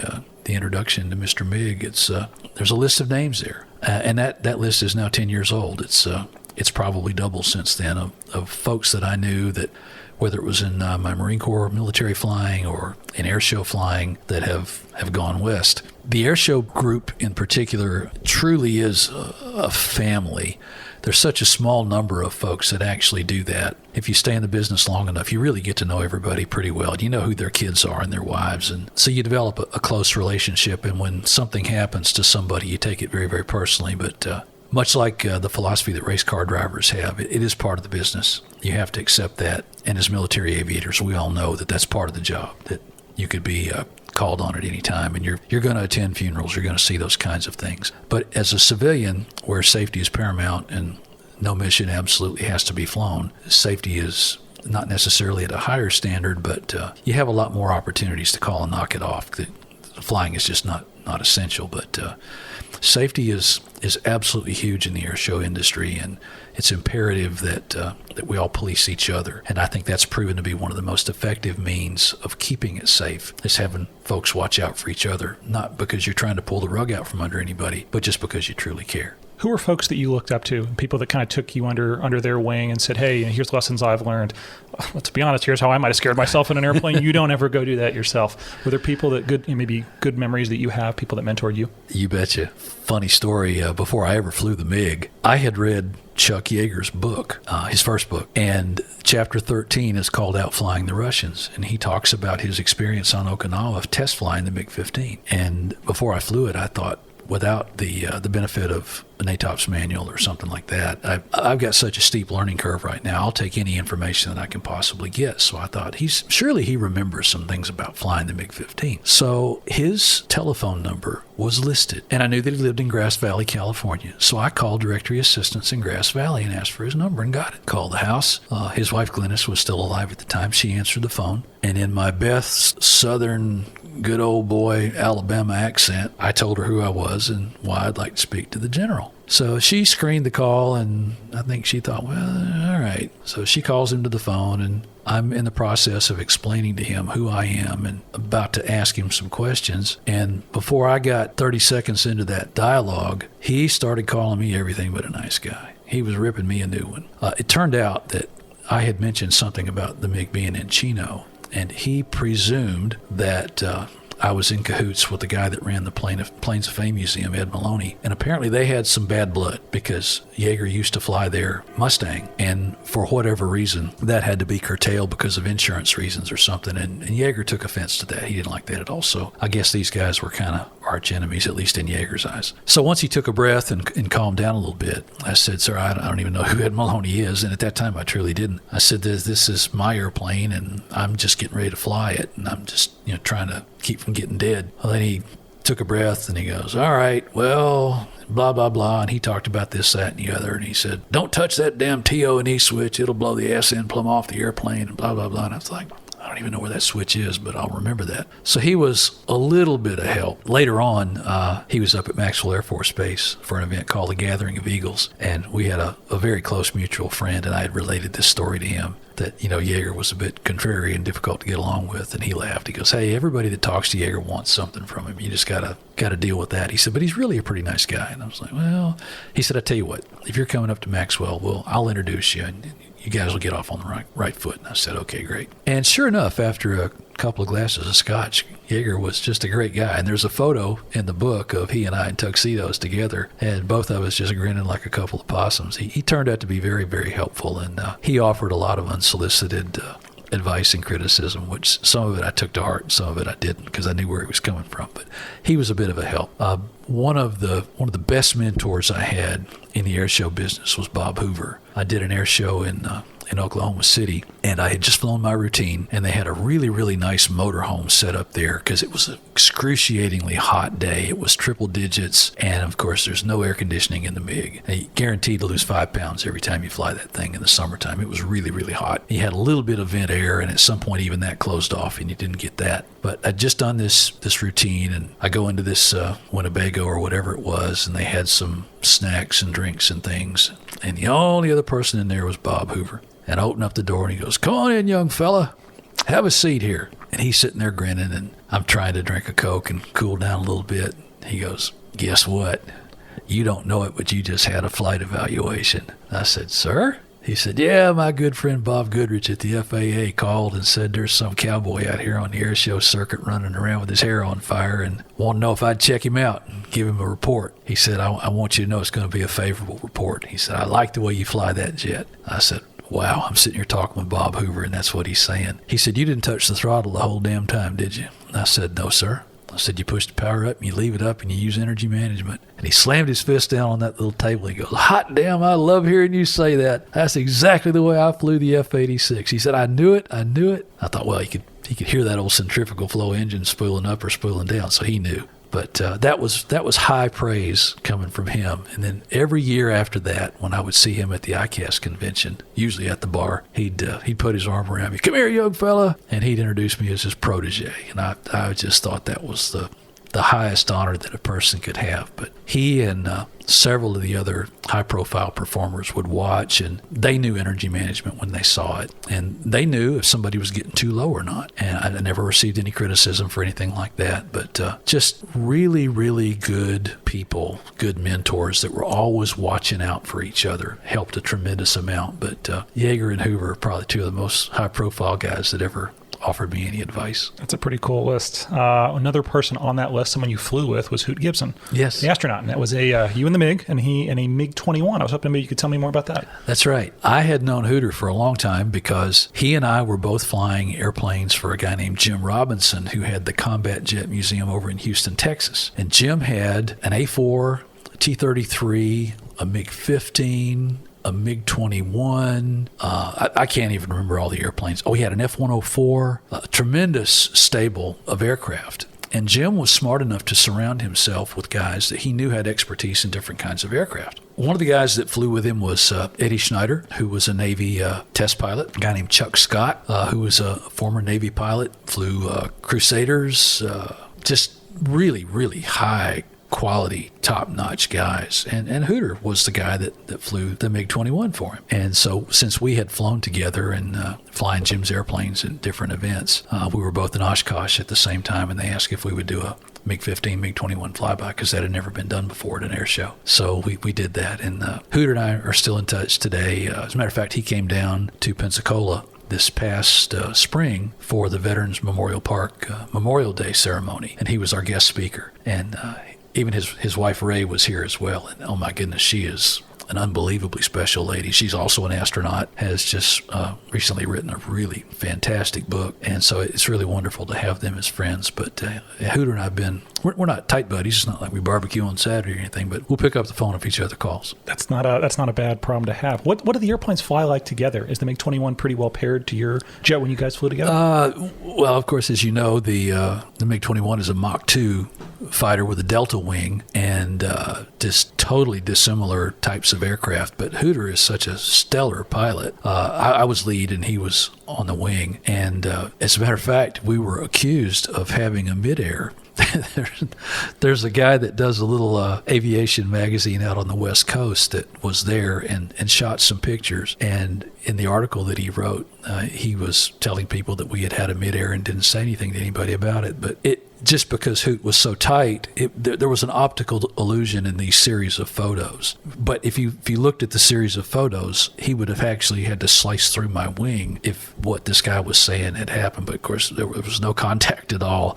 It was just Hoot, flying tight, like, 18, 24 inches like a Blue Angel would. And I guess I was a stable enough platform. We were about 300 feet, 300 knots, and that was comfortable for him. It was comfortable for me to maintain. And we did a nice, simple series of flybys, and he was just really, really tight in there. But it was easy to do. It was easy for both of us. That's pretty darn cool. One of the things in the book, I know you talked about, something that you learned, and he even struggled with the MiG-21, was the brakes. The airplane, when you have essentially a certain amount of, is it air or nitrogen? But when you're done, you're done. It's nitrogen. How in the world the Russians came up with pneumatic brakes is absolutely beyond me. You would have thought, now there are minimal hydraulics on that aircraft, admittedly. But you would have thought that they would have figured out that hydraulics are the way to go, not pneumatics. Because the biggest factor with pneumatics is you've got a cylinder in there with a finite amount of PSI in it, and when that's gone, you're out of brakes. And so you had to be very, very cautious. Now, there's a gauge in the cockpit that tells you how much you've got in there, but you had to be very cautious with your taxiing. And on a big airport with a lot of taxiing, you had to be very careful not to expend too much of that nitrogen.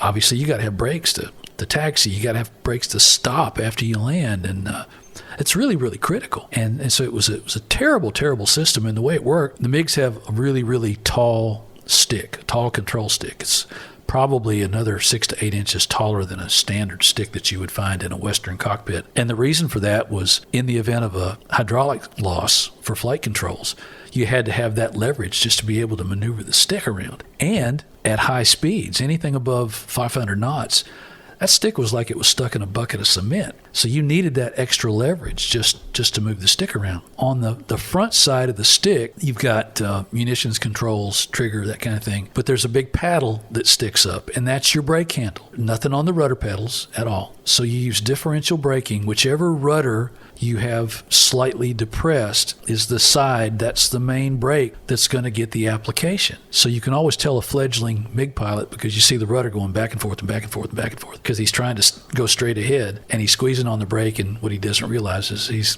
expelling all that nitrogen over the side. But at some point you get to where you're comfortable, you get up a couple of knots and then you just kind of let it coast and you apply the brake as you need to. But it's a very inefficient system.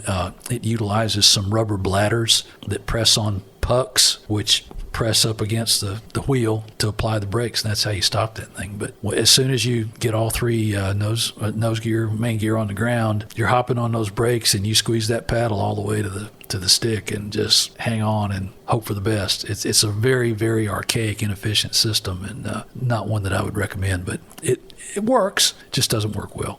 Earlier you mentioned smoke, and as I recall from Russia, I don't think the jets came with a smoke system. How did you integrate that into your airplane for the airshow circuit? The fellow that I mentioned out in Chino had introduced smoke systems in other types of airshow airplanes. So he managed to put a switch in the cockpit where he plumbed the aircraft so that one of the drop tanks contained the smoke oil, and I could flip that switch and I could run smoke oil into the system in the exhaust and have smoke the entire 12 minutes of my act. And I put 50 gallons in, and at the end of the act, the entire 50 gallons was gone. And then there was just a tiny residual bit left, and it was easy enough just to put jet fuel in there. It just didn't have any effect on the engine at all. But that's how we did it. And the takeoff was not a problem with an empty tank on the right and the 50 gallons of smoke oil on the left. And then by the time I landed, like I said, the smoke oil was gone, so everything was symmetrical again. Talked about, you just mentioned the cockpit, and I think earlier we talked about attitude indicators and the way that those of us that fly Western aircraft, blue is on top, that's the sky, and brown is on bottom, that's the ground, and the airplane moves and the horizon makes so much logical sense to me, and I think the Russians maybe had a different way to think about it. And I know you have a good story about that tied with your airplane specifically. I was hoping maybe you could tell that story. For whatever reason, the Russians decided that their attitude indicator would have blue on the bottom and brown on the top. It's the same sight picture that you would see if you were flying inverted in a Western aircraft. Now, normally, you don't think too much of that. It's just a color. Who cares as long as the ball rotates in the right direction? But it doesn't rotate in the correct direction. When you pull back on the stick, the ball rotates up and the pipper goes down into the sky. Now, that's weird. You push forward on the stick, the ball rotates the opposite direction with the pipper going the other way. And it's just really bizarre, especially in instrument conditions. When you're IMC and that's your primary attitude reference, and it's doing exactly the opposite of what your brain is telling you your control input is, it's very, very frustrating. So for the first couple of years that I flew that jet,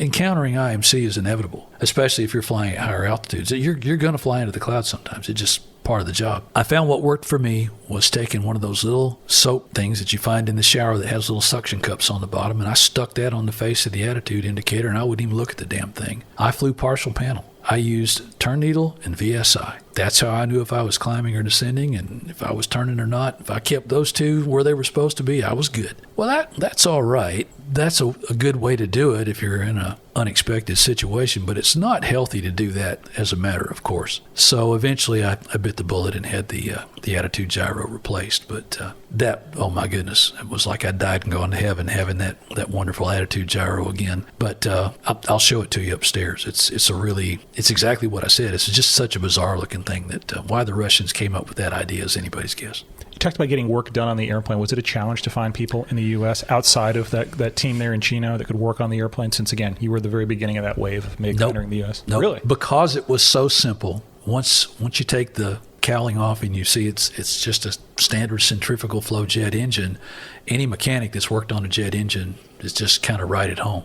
That was part of the beauty of it. Was very, very low maintenance, and it was easy to work on. You already mentioned Oshkosh. I don't think air shows really get bigger than Oshkosh. What about a small air show? Were there any air shows that stuck out to you that may be a smaller crowd, smaller experience, but really still a good one overall for you as a performer? I did a couple of local shows here in the Pensacola area that were fun, and I was the only person flying. I did a show for Marriott over at the Point Clear Marriott. They had a little convention of what they called their Top Guns, and they thought, how cool would it be to have this MiG do an air show for all our Top Guns? And so they got the waiver, and they hired me, and I flew from Pensacola over, and I did their show right out there over the bay, and that was a lot of fun. I did a show up in Evergreen, Alabama.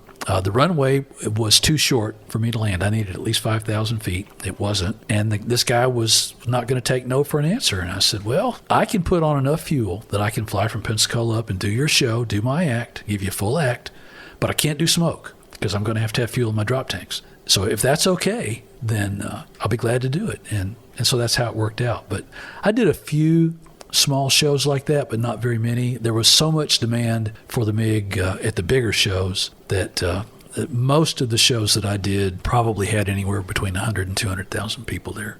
I think you've not lived until you have worn a flight suit, been fortunate enough to wear one, been in an air show, standing with a military airplane. Got a chance to do that a couple times this last year, because the general public asks so many awesome questions. I remember one of my first, I'm literally with a 152 at my hometown in Tullahoma, and a little girl came up to us. We're standing with the 152, and we were the only airplane that would let people sit, little kids sit in the airplane, which, they grab the flight controls and move everything, so you had to have a very close eye. And I was talking about the airplane. I said something about, her, because you refer to, airplanes as a feminine term, just like ships, right? It's a nautical tradition. And she said, why do you call it a her? And I was flabbergasted. I did not know what to say. And of course, I looked it up later and had an answer for anyone that might ever ask in the future. But the reason I mentioned that, I was with a Cessna. You're taking a MiG across the United States and you're going to Canada, right? What kind of questions did you get? What kind of looks did you get? Because I'm guessing they were probably a little bit more dramatic than the little stuff I got at an air show in Tennessee.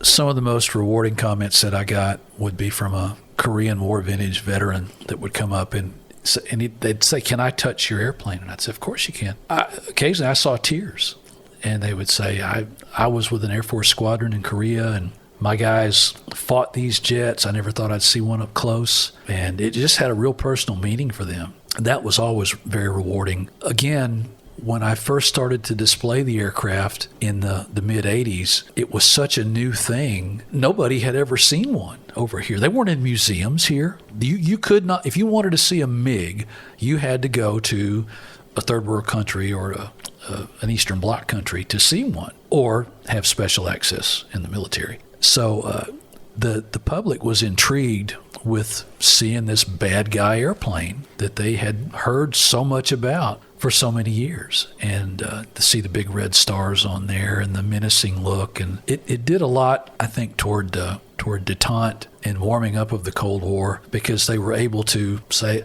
yeah, it's not the sinister thing that I pictured in my mind's eye. It's just an airplane, and the guy flying it is one of us, and I'm not sure how that affects people psychologically, but I really feel like the flying history lesson that I did for as long as I did was a very, very positive experience for most people. But for me personally, the most rewarding part of either pre-flight or post-flight stuff at air shows was the children. Of course, it strokes your ego to have somebody come up and ask you for your autograph. But kids in particular, they would have things from the show, posters or brochures or whatever. And my standard thing that I wrote on there was reach for the stars, meaning go for it. Don't think that there is anything out there that you can't do. So I've always considered myself to be a motivator and encourager, and it starts with little ones like that. Hey, if I can do this, you can do this, and just go for it. I will say this: when I first read your book and knew you were a Marine helicopter guy, it was very motivating to know that a helicopter guy could fly jets later on in the career. So definitely motivating there. It just goes to show you how overrated fast fixed-wing aircraft are, because if a Marine helicopter pilot can do it, it can't be that hard. That's awesome. You talked about hometown and flying in the hometown show. I know you flew on the base at NAS Pensacola. Did you get to fly the beach as well? Yes, I did fly at the beach as well. I actually got to fly a show up in Decatur, Alabama. It was in Huntsville, but it's like 20 miles away from my hometown. And that was tremendously rewarding for me to know that old friends from high school could come out and watch me do the show. And there's an interesting story involved with that as well. I later learned, as I mentioned, the creature comforts in the MiG were very, very Spartan. It was excruciatingly hot because there was no air conditioning in the summertime. And it was really, really cold because the heating was minimal. And the service ceiling on that jet was 50,000 feet. So depending on what the winds aloft were, if you're going west to east in particular, you're going to take advantage of those because, time is money. You're saving dollars the faster you can get where you're going. So I don't remember where I had taken off from. I think it was Grand Junction, Colorado. I was flying nonstop because the jet stream was just unbelievable. I can't remember how many 100 miles an hour it was, but it was way up there. And I think I only had to go to like maybe 40. So I took off from Grand Junction, got to altitude, and just zipped to Huntsville and was getting clearance to descend. And of course, as we know, you're not allowed to exceed 250 knots below 10,000 feet. When the time came, of course, I was keeping the knots up. I wanted to get there quick. When it came time to descend below 10, I went to reduce the throttle and it wouldn't move. I went, ruh-roh, what's going on here? So I tell the controller, I'm going to level off at 10. I got something going on here. I'll call you right back. And he goes, okay. Well, the first thing that popped into my head was I've got some FOD in the throttle quadrant. I've got a pebble or dropped a pencil and something's in there. I can't get the throttle to retard. So I'm looking and I can't see anything. And it's not going anywhere. I'm going, oh, crap, this is not good. So I start to assess what my options are. And I'm thinking, well, first of all, I'm going to have to get permission to exceed 250 below 10. And second, fortunately, they had nice long runways in Huntsville. I thought, I'm going to have to dead stick this thing in. I'm going to have to make sure that I've got gear down, flaps down, I'm good to go, and have to get just as slow as I possibly can with aerodynamic braking, boards out and everything. And at some point, I'm just going to have to shut the motor off and land. So I'm considering what all these different options are as fortunately, I had plenty of gas since I had advantage of the winds aloft. Of course, I had my hand on the throttle the whole time, and I just kept monkeying with it. And I noticed that it started to give just a little bit, and a little bit more, a little bit more. And finally, it was free motion. And I said, I don't know what the problem was, but I'm good, Senator. I can go below 10 now and whatever airspeed you want. And I landed uneventfully. And it was a head scratcher. I took a flashlight and I went over that throttle quadrant with a fine-tooth comb, and I never could find anything. And it just so bizarre. I couldn't figure out what it was.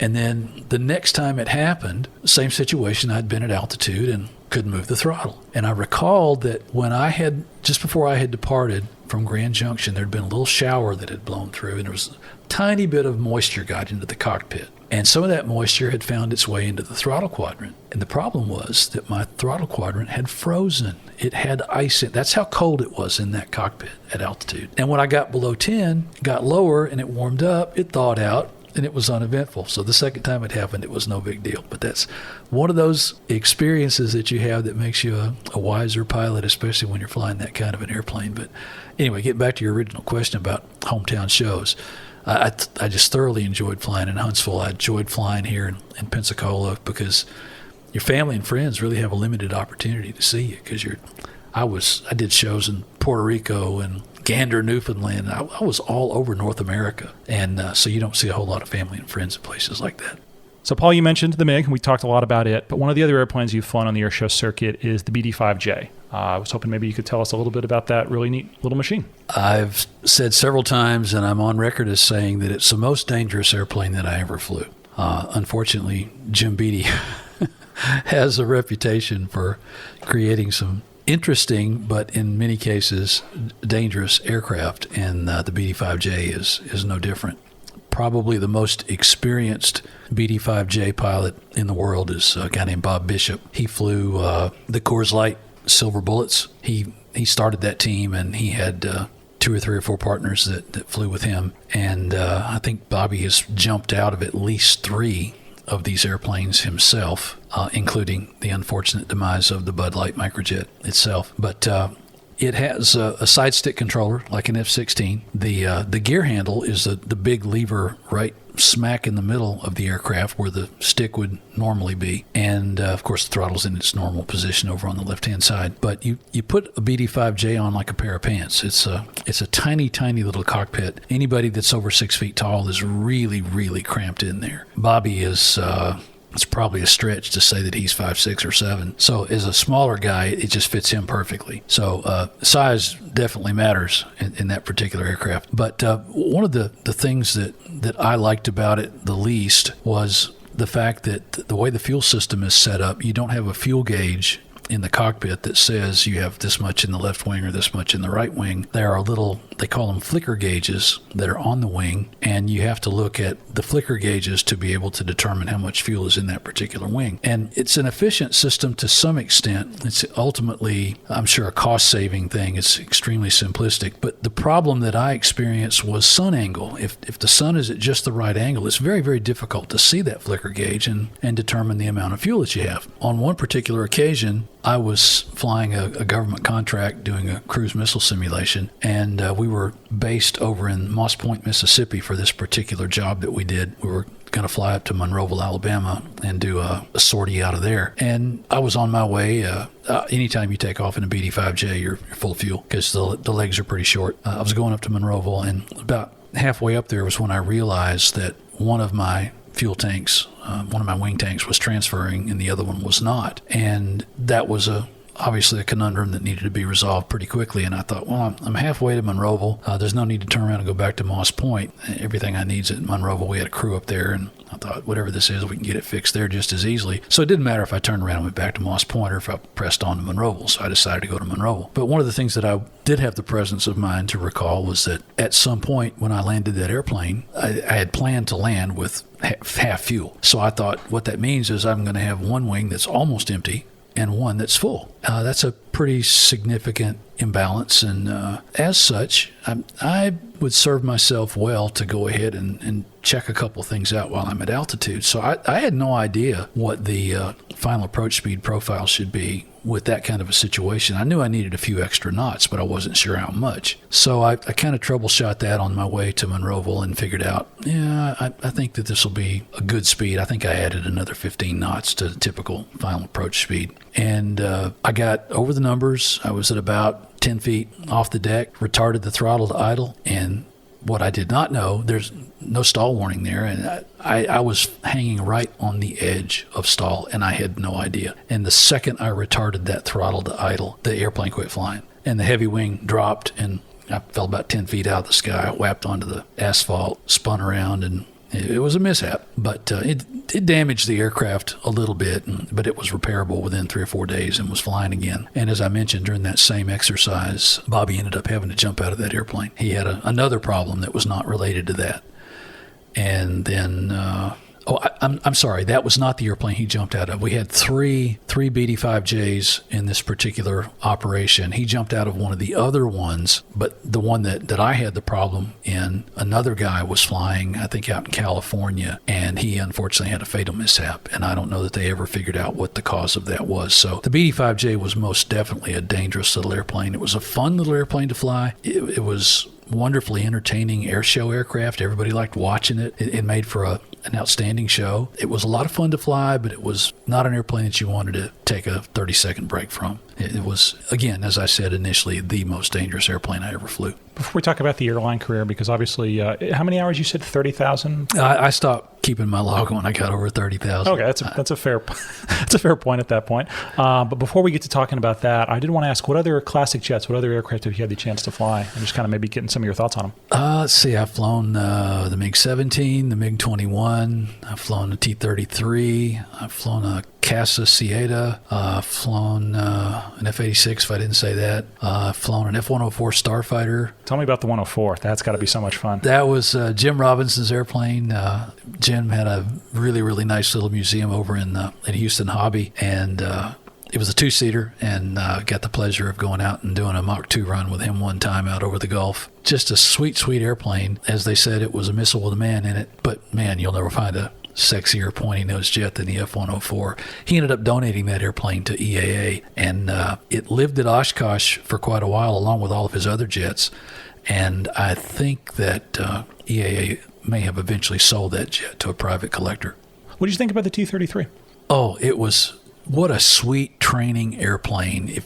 What a fantastic entry-level jet to learn how to fly, because it's got straight wings, very straightforward, fun to fly, fast enough. Just a really, really rock-solid, stable airplane. I love flying the T-33. You mentioned the 17 because originally that was what you were aiming to find, was a MiG-17 with the afterburner. So side by side, a 15 and a 17, kind of what are your thoughts? What would you tell someone that was had the opportunity to maybe fly those airplanes? Very, very. It's a co-type rating. When you get a type in the MiG, it's a MiG-15/17 series rating. The 17 has one more stall fence on each wing. It's slept another few degrees. It has the mirror on top of the canopy so you can see aft a little bit. It's got an afterburner, a few little switch differences, a little better performance, not tremendous difference, but very, very, very similar airplanes.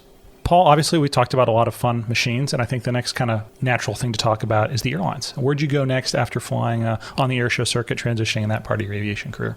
After I left active duty on the Marine Corps, I was doing the airshow business full-time and absolutely loving it. But it didn't take long to realize that there's a reason that whether you're a Snowbird or a Thunderbird or a Blue Angel, you're limited to a 2 to 3 year tour. It takes a toll. You spend an inordinate amount of time away from home. Of course, military pilots are always deployed someplace anyway. But let's say you're a Blue Angel. You're on the road a lot. You're doing a lot away from home. As long as you don't mind the gypsy lifestyle, it's tremendously, as I said earlier, it can be lucrative. It really strokes your ego if that's your thing. It's fun flying. It's great to get to fly fast and do aerobatics low level that you can't otherwise normally do. So there are a lot of rewards from that type of flying, but you do pay a price for it because you live that gypsy lifestyle and you're away from home a lot. So I realized that pulling G's and doing the things that I did in the MiG long term was probably not going to be the best idea, but if I could find a way to relegate that to an avocation, it would be even better. I didn't need to do 30 show sites a year. If I could do 8 to 10, I could still maintain proficiency and have the best of both worlds. But at the particular time that I made this decision, I hadn't really thought about it very much. I'd staged the MiG at a show site, and as I typically did, I hopped on a commercial jet to fly home for a few days because it was much more cost effective to do that than to put the gas in my jet and fly it back and forth. So I hopped on a Delta jet, and threw my helmet bag in the overhead, and I still had my flight suit on, and I sat down to next to this gentleman, and I had so many miles on Delta. They upgraded you to first class all the time. So I flopped down in first class next to this gentleman in a suit. And of course, first question he says, "Are you a pilot?" And I'm like, "Yeah."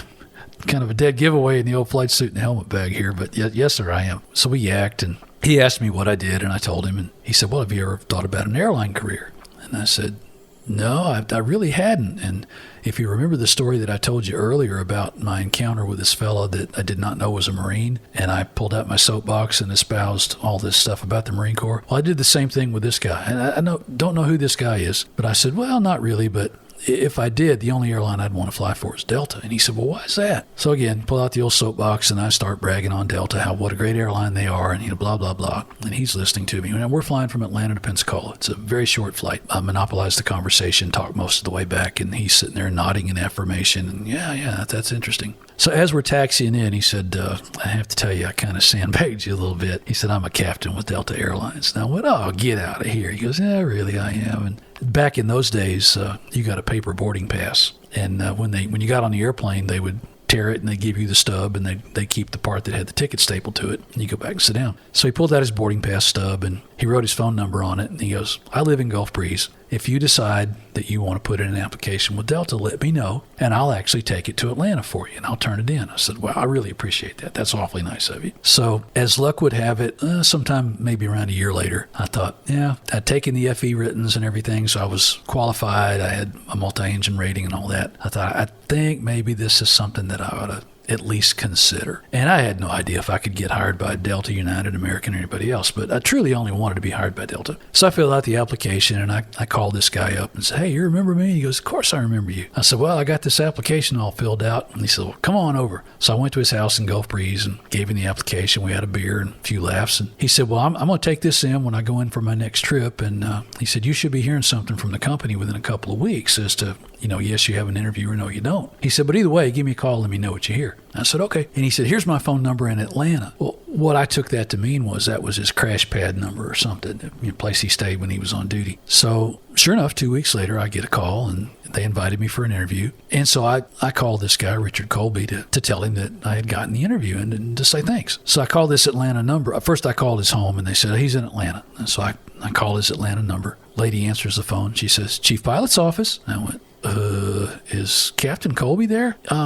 What, can I tell him who's calling? And I said, yeah. And so she tells me to wait a minute, and he comes on the line. And I said, man, you double sandbagged me. You did not tell me you worked in the chief pilot's office. And he said, oh, no, I don't work in the chief pilot's office. I am the chief pilot. And I went, oh, get out of town. That's a triple sandbag, man. You got to be kidding me. And I got hired, of course, and Richard and I became good friends. He ended up becoming the vice president of flight operations. He was the head guy at Delta Airlines as far as pilots goes, and we had a wonderful relationship. He passed away a few years ago, but he was just a tremendous guy. But that's how I got my foot in the door with Delta and started my airline career. And as I expected, the training was good, and the camaraderie was even better. It was a wonderful way to make a living. What airplanes did you fly when you flew at Delta? Started out as a flight engineer on the 727, as did everybody at that time. And I loved the 727 so much I stayed on it for 14 years. When the aircraft was retired, I flew the last passenger flight as the senior first officer on the 727. I had since checked out on the left seat as a captain on the 72, but because of seniority and the difficulty with commuting back and forth from Pensacola to Atlanta, I decided that the seniority as a first officer was the way to go. So I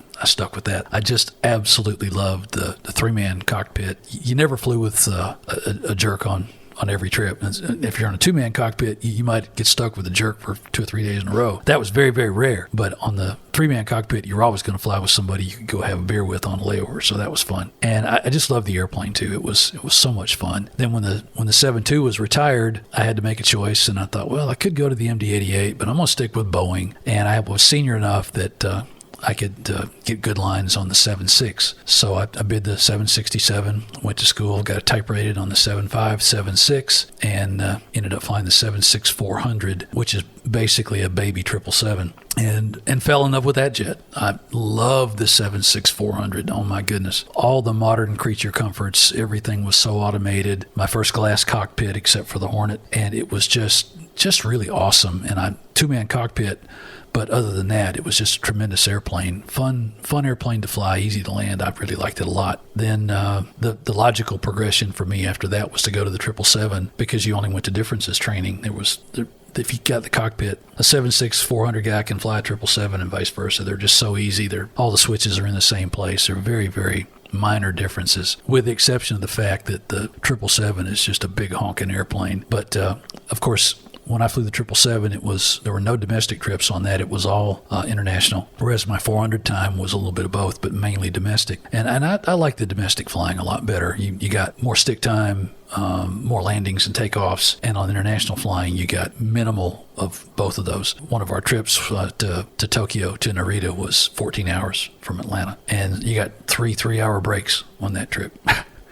And had the condo upstairs where you could go up and take your britches off and stretch out and take a nap if you needed to. But I was never good at sleeping on airplanes, so I wasn't crazy about that. But at that time, the 777 had limited city pairs, and you can only go to Frankfurt or London or Paris or Tokyo so many times before it just I got to find a different restaurant to go to. So when it came time to retire, I can honestly say that I didn't miss the 777 very much, but I did indeed miss the 7.2. That was a great airplane and my absolutely favorite one to fly at Delta. I've always thought that some of the fun stories come from CRM, interacting with the crew, interacting with, no, I'm not just talking about the crew on the flight deck, but the crew in the back of the airplane. You're all one team. Passengers are on that team too. They want to get to the destination that you're bringing them to. But any good stories working with a crew, maybe bad weather, flying international, anything like that? Oh my goodness. CRM was a new concept at Delta. It didn't even come on the picture until after I had been with the company for a few years. It was a term that nobody had ever heard before, because back in the day, the guy in the left seat was the king. What he said went. Right, wrong, didn't matter. You were going to do what the captain said to do. There was no negotiating. There was no intercockpit discussion about things. And same thing with the flight attendants. The captain would say, this is how we're going to run the show, and if you don't like it, you can get off my jet. So when CRM came on, it was a very, very positive thing, I think, for everybody. And I saw a couple of opportunities a couple times that it really paid dividends. I had a charter flight with the Atlanta Braves, and we were taking them up to Montreal, I think, to play the Expos. It was I can't remember what year it was. It was a year that the Braves won the World Series that particular year. We're taking off. It was a late evening flight. We were going to get to Montreal just barely before their tower closed. We're cleared into position and hold in Atlanta, going through the last portion of our checklist. I was the engineer on the flight, and all of a sudden we get a ding-ding from the girls in the back. The captain says, get that, would you? Because it was a bad time. We just been given takeoff clearance. I pick up the headset, and what's going on? There's a fire in the back. There's a fire in the back. And I was like, oh, okie dokie. Skipper, we got a fire on board. And he goes, okay. Well, so we obviously stopped the takeoff roll. Let's set the parking brake and find out what the hell was going on. So I open up the door to the cabin, and there's smoke everywhere. Make a long story short, what had happened was a hydraulic line had ruptured right over the hot APU, and it was spraying Skydraw on the hot APU. And of course, in that same wheel well is where one of the air conditioning packs was, and it's sucking up all the smoke and blowing it not into the cockpit, but into the cabin. And that stuff was pretty noxious. It's kind of like CS gas. There was a little bit of snot coming out back there. It was not a pretty sight. So you got a whole bunch of disgruntled Atlanta Braves back there that want to get off this jet really fast. We ended up blowing the front slide and just letting everybody go down. We didn't want to wait. We didn't want to taxi all the way back because we had no way of clearing all that smoke. You can't open the windows, so what are you going to do? You say, we're shutting down right here, tower, and y'all deal with it, and we got to get these people off the airplane. So we evacuated the aircraft, but it was just a fine-oiled machine because the girls knew exactly what to do. The captain had briefed everybody well. We were all prepared, although we never thought it would happen. And everybody got off the jet. Nobody was hurt. Corporate got us another airplane within about an hour, and they said, does anybody want to get off the flight? And we said, no, we're good. We'll go. So we pre-flighted another jet and took off and went to Montreal. And we're thinking, oh boy, we're going to get a bad letter from the Braves. But it was just the opposite. We got a wonderful letter from them praising the crew's efforts and the fact that we still got them to Montreal that night despite that incident. But that was one example of how CRM really paid dividends. And there were a couple other times where we had, in my entire 30 years with Delta, I can count on one hand the number of times we had mechanical problems. But in each case, between the cockpit crew and the cabin crew, everything went extremely well, strictly because of CRM and a good pre-brief and everybody doing their job the way they were supposed to. While you were a little bit out of the airshow world, MiG was in the past at that point, you still kept a foot in the airshow world. You're an air boss.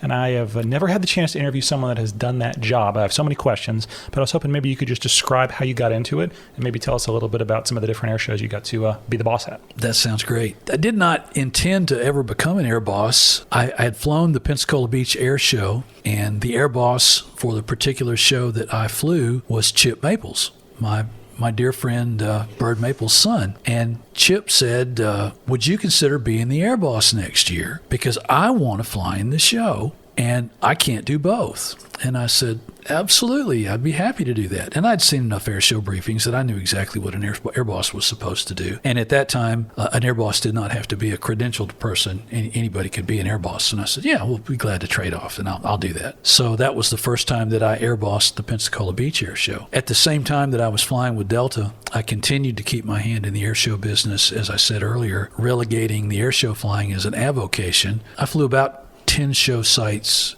during the air show season, which was enough to stay proficient and still make enough income to support that. And so I ended up flying air shows as a performer for right around 20 years and never had any thought whatsoever of becoming an air boss. So when I finally stopped flying the contracts with the BD-5J and had sold my jet to a fellow over in Houston and wasn't flying anybody else's airplanes anymore, although I always kept those opportunities open, I thought I was pretty much done with the air show business. And I got a call from the Island Authority here one time saying, hey, you were an air boss out here and we'd like to have you come back and do it again. I said, all right. So at the same time I'm flying for Delta and I'm doing the occasional show in the MiG, I did the once a year July Pensacola Beach Air Show for the Santa Rosa Island Authority, just because they're nice people and I love doing the show. So as luck would have it, this coming year, 2023, the Pensacola Beach Air Show will be my 30th anniversary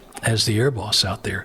And I'm what's referred to as a single venue credentialed air boss, meaning this is the only show site that I do. I could have received a designation to do air shows at other sites, but I didn't have any ambition to do that. I don't want to go anyplace else and do that. I'm retired. I enjoy being retired, but I also love the Pensacola Beach Air Show and working for the Santa Rosa Island Authority. They're wonderful people, and it's allowed me to keep my hand in the air show industry and stay acquainted with the air show performers and what's going on in the business and stay in as a part of the air show family. So it's a labor of love. It's totally different than being a performer because if you will use the analogy of a three-ring circus, you've got the performers out there, perhaps each one in a ring doing their thing, and you've got the ringmaster who is the one that's coordinating everything that's going on and keeping everybody safe. And that's pretty much what the air boss does. He's the guy that makes sure that nobody's flying in the airspace that isn't supposed to, and those that are there are doing what they're supposed to do. So it's my job as the air boss to make sure that everything comes off looking easy and uneventful without mishaps. Are there folks that have that pedigree that you do, that they were themselves air show performers and became air bosses, or is it mostly folks that just found a love for it and became an air boss without necessarily having that flying perspective as well? I would say that the majority of air bosses are not former performers themselves.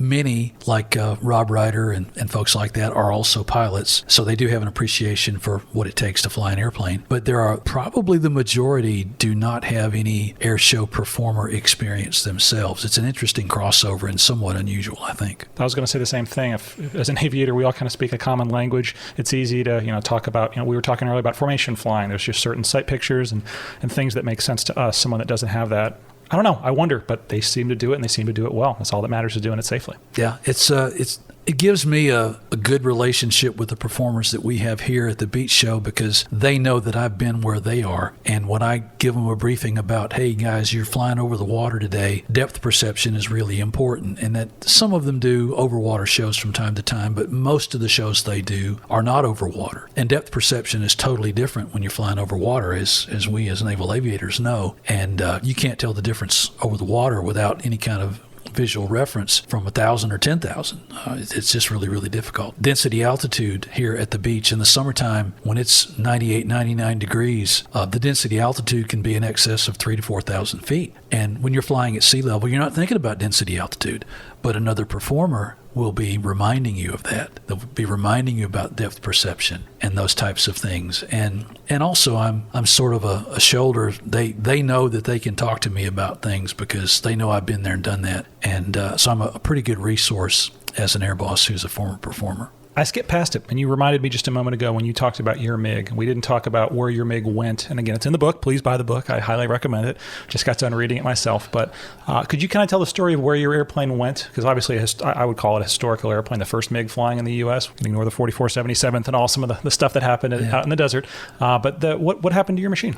I thought after I did what I thought was my swan song air show here at NAS Pensacola, I had made arrangements to donate my aircraft to the Naval Aviation Museum. Captain Bob Rasmussen was the president at the time, and we had a handshake deal, and I had just finished the homecoming show, and with somewhat of a tear in my eye, I taxied over to the hangar and set the parking brake for the last time and thought, well, this is it, No more MiG flying for me. But I was thankful that the airplane was going to be displayed in such a tremendous museum, and very grateful that I had that opportunity to donate it, as it were. Now, I say donate with an asterisk there, and there was a caveat. If you recall, after World War II, we had a surplus of different types of aircraft, whether it was bombers or fighters or whatever. You could buy a P-51 Mustang in a crate for $1,000. They had more of them than they knew what to do with, and they were almost giving the doggone things away. But as we all know now, prices have gone crazy as availability has decreased. You could probably get a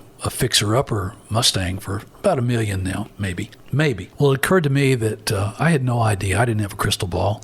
I couldn't hazard a guess as to what the value of a MiG-15 might be in 20 or 30 or 40 years. And I thought, if I maintain the actual ownership, if I keep the pink slip on this jet, it could be very, very valuable to my children one day. So I thought, this could end up being $1 million airplane. Who knows? So I wasn't going to just sign it over outright to the museum, but I said, let's do a deal, Bob. I'll sign whatever contract you want, saying it's going to be on this property. You pull in whatever number of years you want. You can say 10, 15, 20, 25 years, 30 years. I'll sign that, and it'll be your airplane. I can never take it back as long as we have this contract, but I'll still own it. And when the time comes that this contract is no longer valid, who knows, the museum might be tired of it by then and want to get rid of it, then I'll take it back. And if it means putting it on a flatbed truck and hauling it somewhere, then we'll do that. And that was okay with Bob. So the deal was done. Again, it was a handshake deal. And after about a week or so, I get a call from the transient line saying, "Hey, when are you gonna move this airplane?" I said, "What are you talking about? They're supposed to have moved it over to the museum." He goes, "No, it's still here, and you need to do something with it. We need to get it off our line." I said, "Okay." So I call Bob and say, "What's going on with the jet?" And he goes, "Well, we have a snag." "What's that?" "Well, legal says that in order for us to put this airplane in our museum, we have to own it." I said, "Well, what's the justification for that?" He said, "Well, they said, what if there's a fire in the museum and it's traced back to your airplane?" I went, whoa, stop right there. I said, the airplane's going to be pickled. It's not going to have any fuel in it. It's not going to have any oil in it. It's not going to have a battery in it. There's nothing in there that's going to be flammable or could cause a fire. No gases, no oxygen, no nothing. Come on, Bob, this is crazy. I'm just telling you what the legal guy said. You're going to have to sign it over. Either that or you're going to have to pay a fee. And as he went further and further into this conversation, I realized where it was going. But they said for the nominal fee of $5,000 a year, I could keep the airplane at their museum. And I thought, well, how interesting that it's going to cost me to essentially donate this airplane. Again, donate with an asterisk.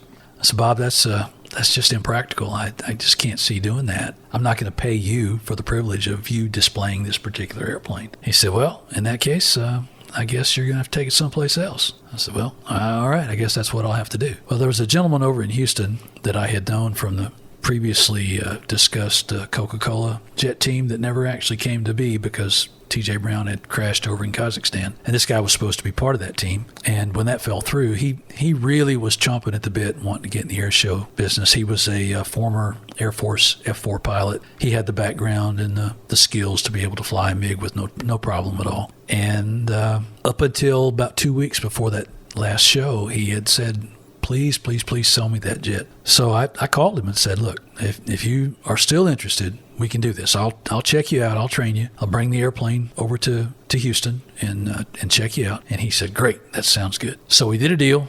I took the airplane over, trained him, checked him out. He did a fine job. But the problem was the finances that he had planned on did not work out the way he thought they would. So he said, I'm going to have to make payments. I can't just write you a check for the jet. And I said, "Well, you ain't getting a pink slip until I get all the money. So that means you can fly it some and I'll fly it some. And if I'm going to continue booking air shows in the jet, which is why I continued to fly it for the number of years that I did." At some point, he eventually paid the airplane off. And I said, "Okay, it's yours. Good luck."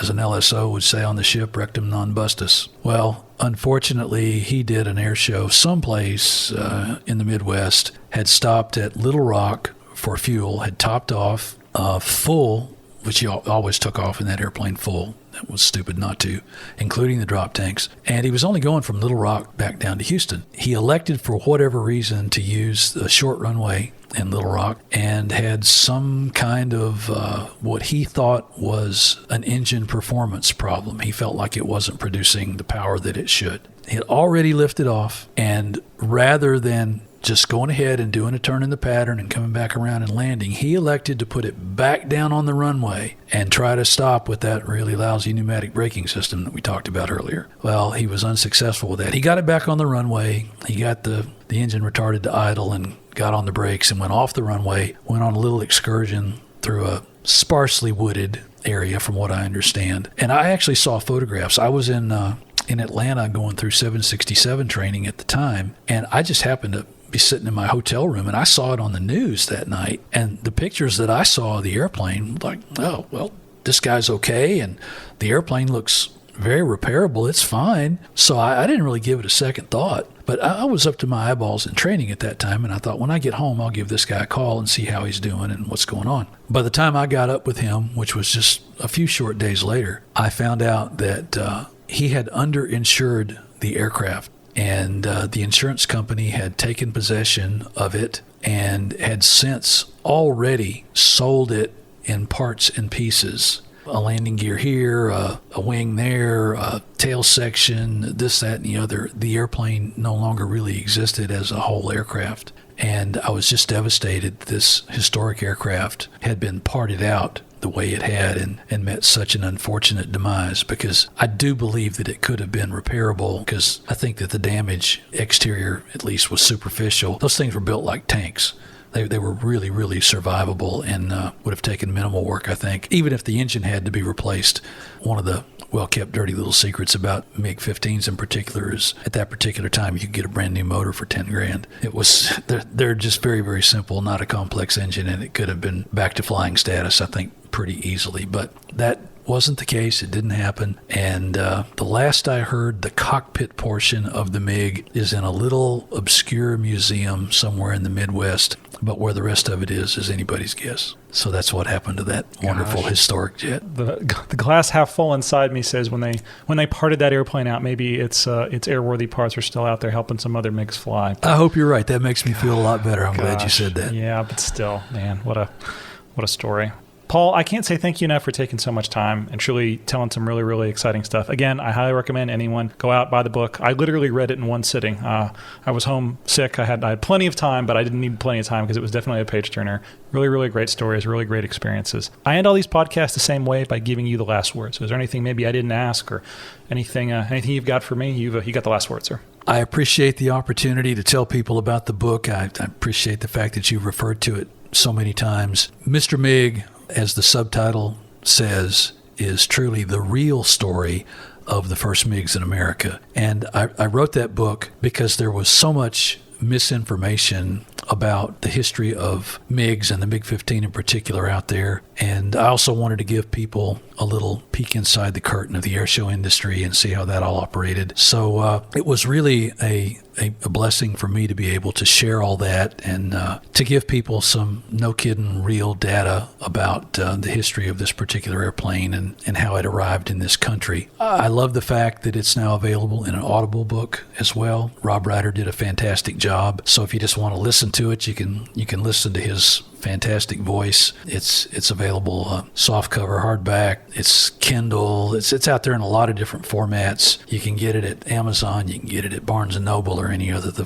big booksellers. And I didn't write the book to make money, which it's a good thing I didn't. But it truly has been a joy. It started out as part of the first book that I wrote, Mighty Hands, which was a memoir. I wanted my kids to know where their dad had been throughout his aviation career, whether it was military or otherwise. And there were so many places that they did not know that I'd been and so many experiences that I'd had when I was missing holidays and birthdays and things like that. I wanted them to be able to know that. So Mr. MiG was originally part of that book. But when I shared the manuscript with some of my buddies whose opinions I valued, they said, you're going to lose your reader because you're so technically oriented with all this information about the MiG that you really need to tone that down. And it was so extensive that when I culled that part of Mighty Hands, it just became the standalone book in Mr. MiG. So that's the genesis of how that book came to be. And since done a kid's Christmas book. It's called Jasper and the Christmas Fairies. And again, it's available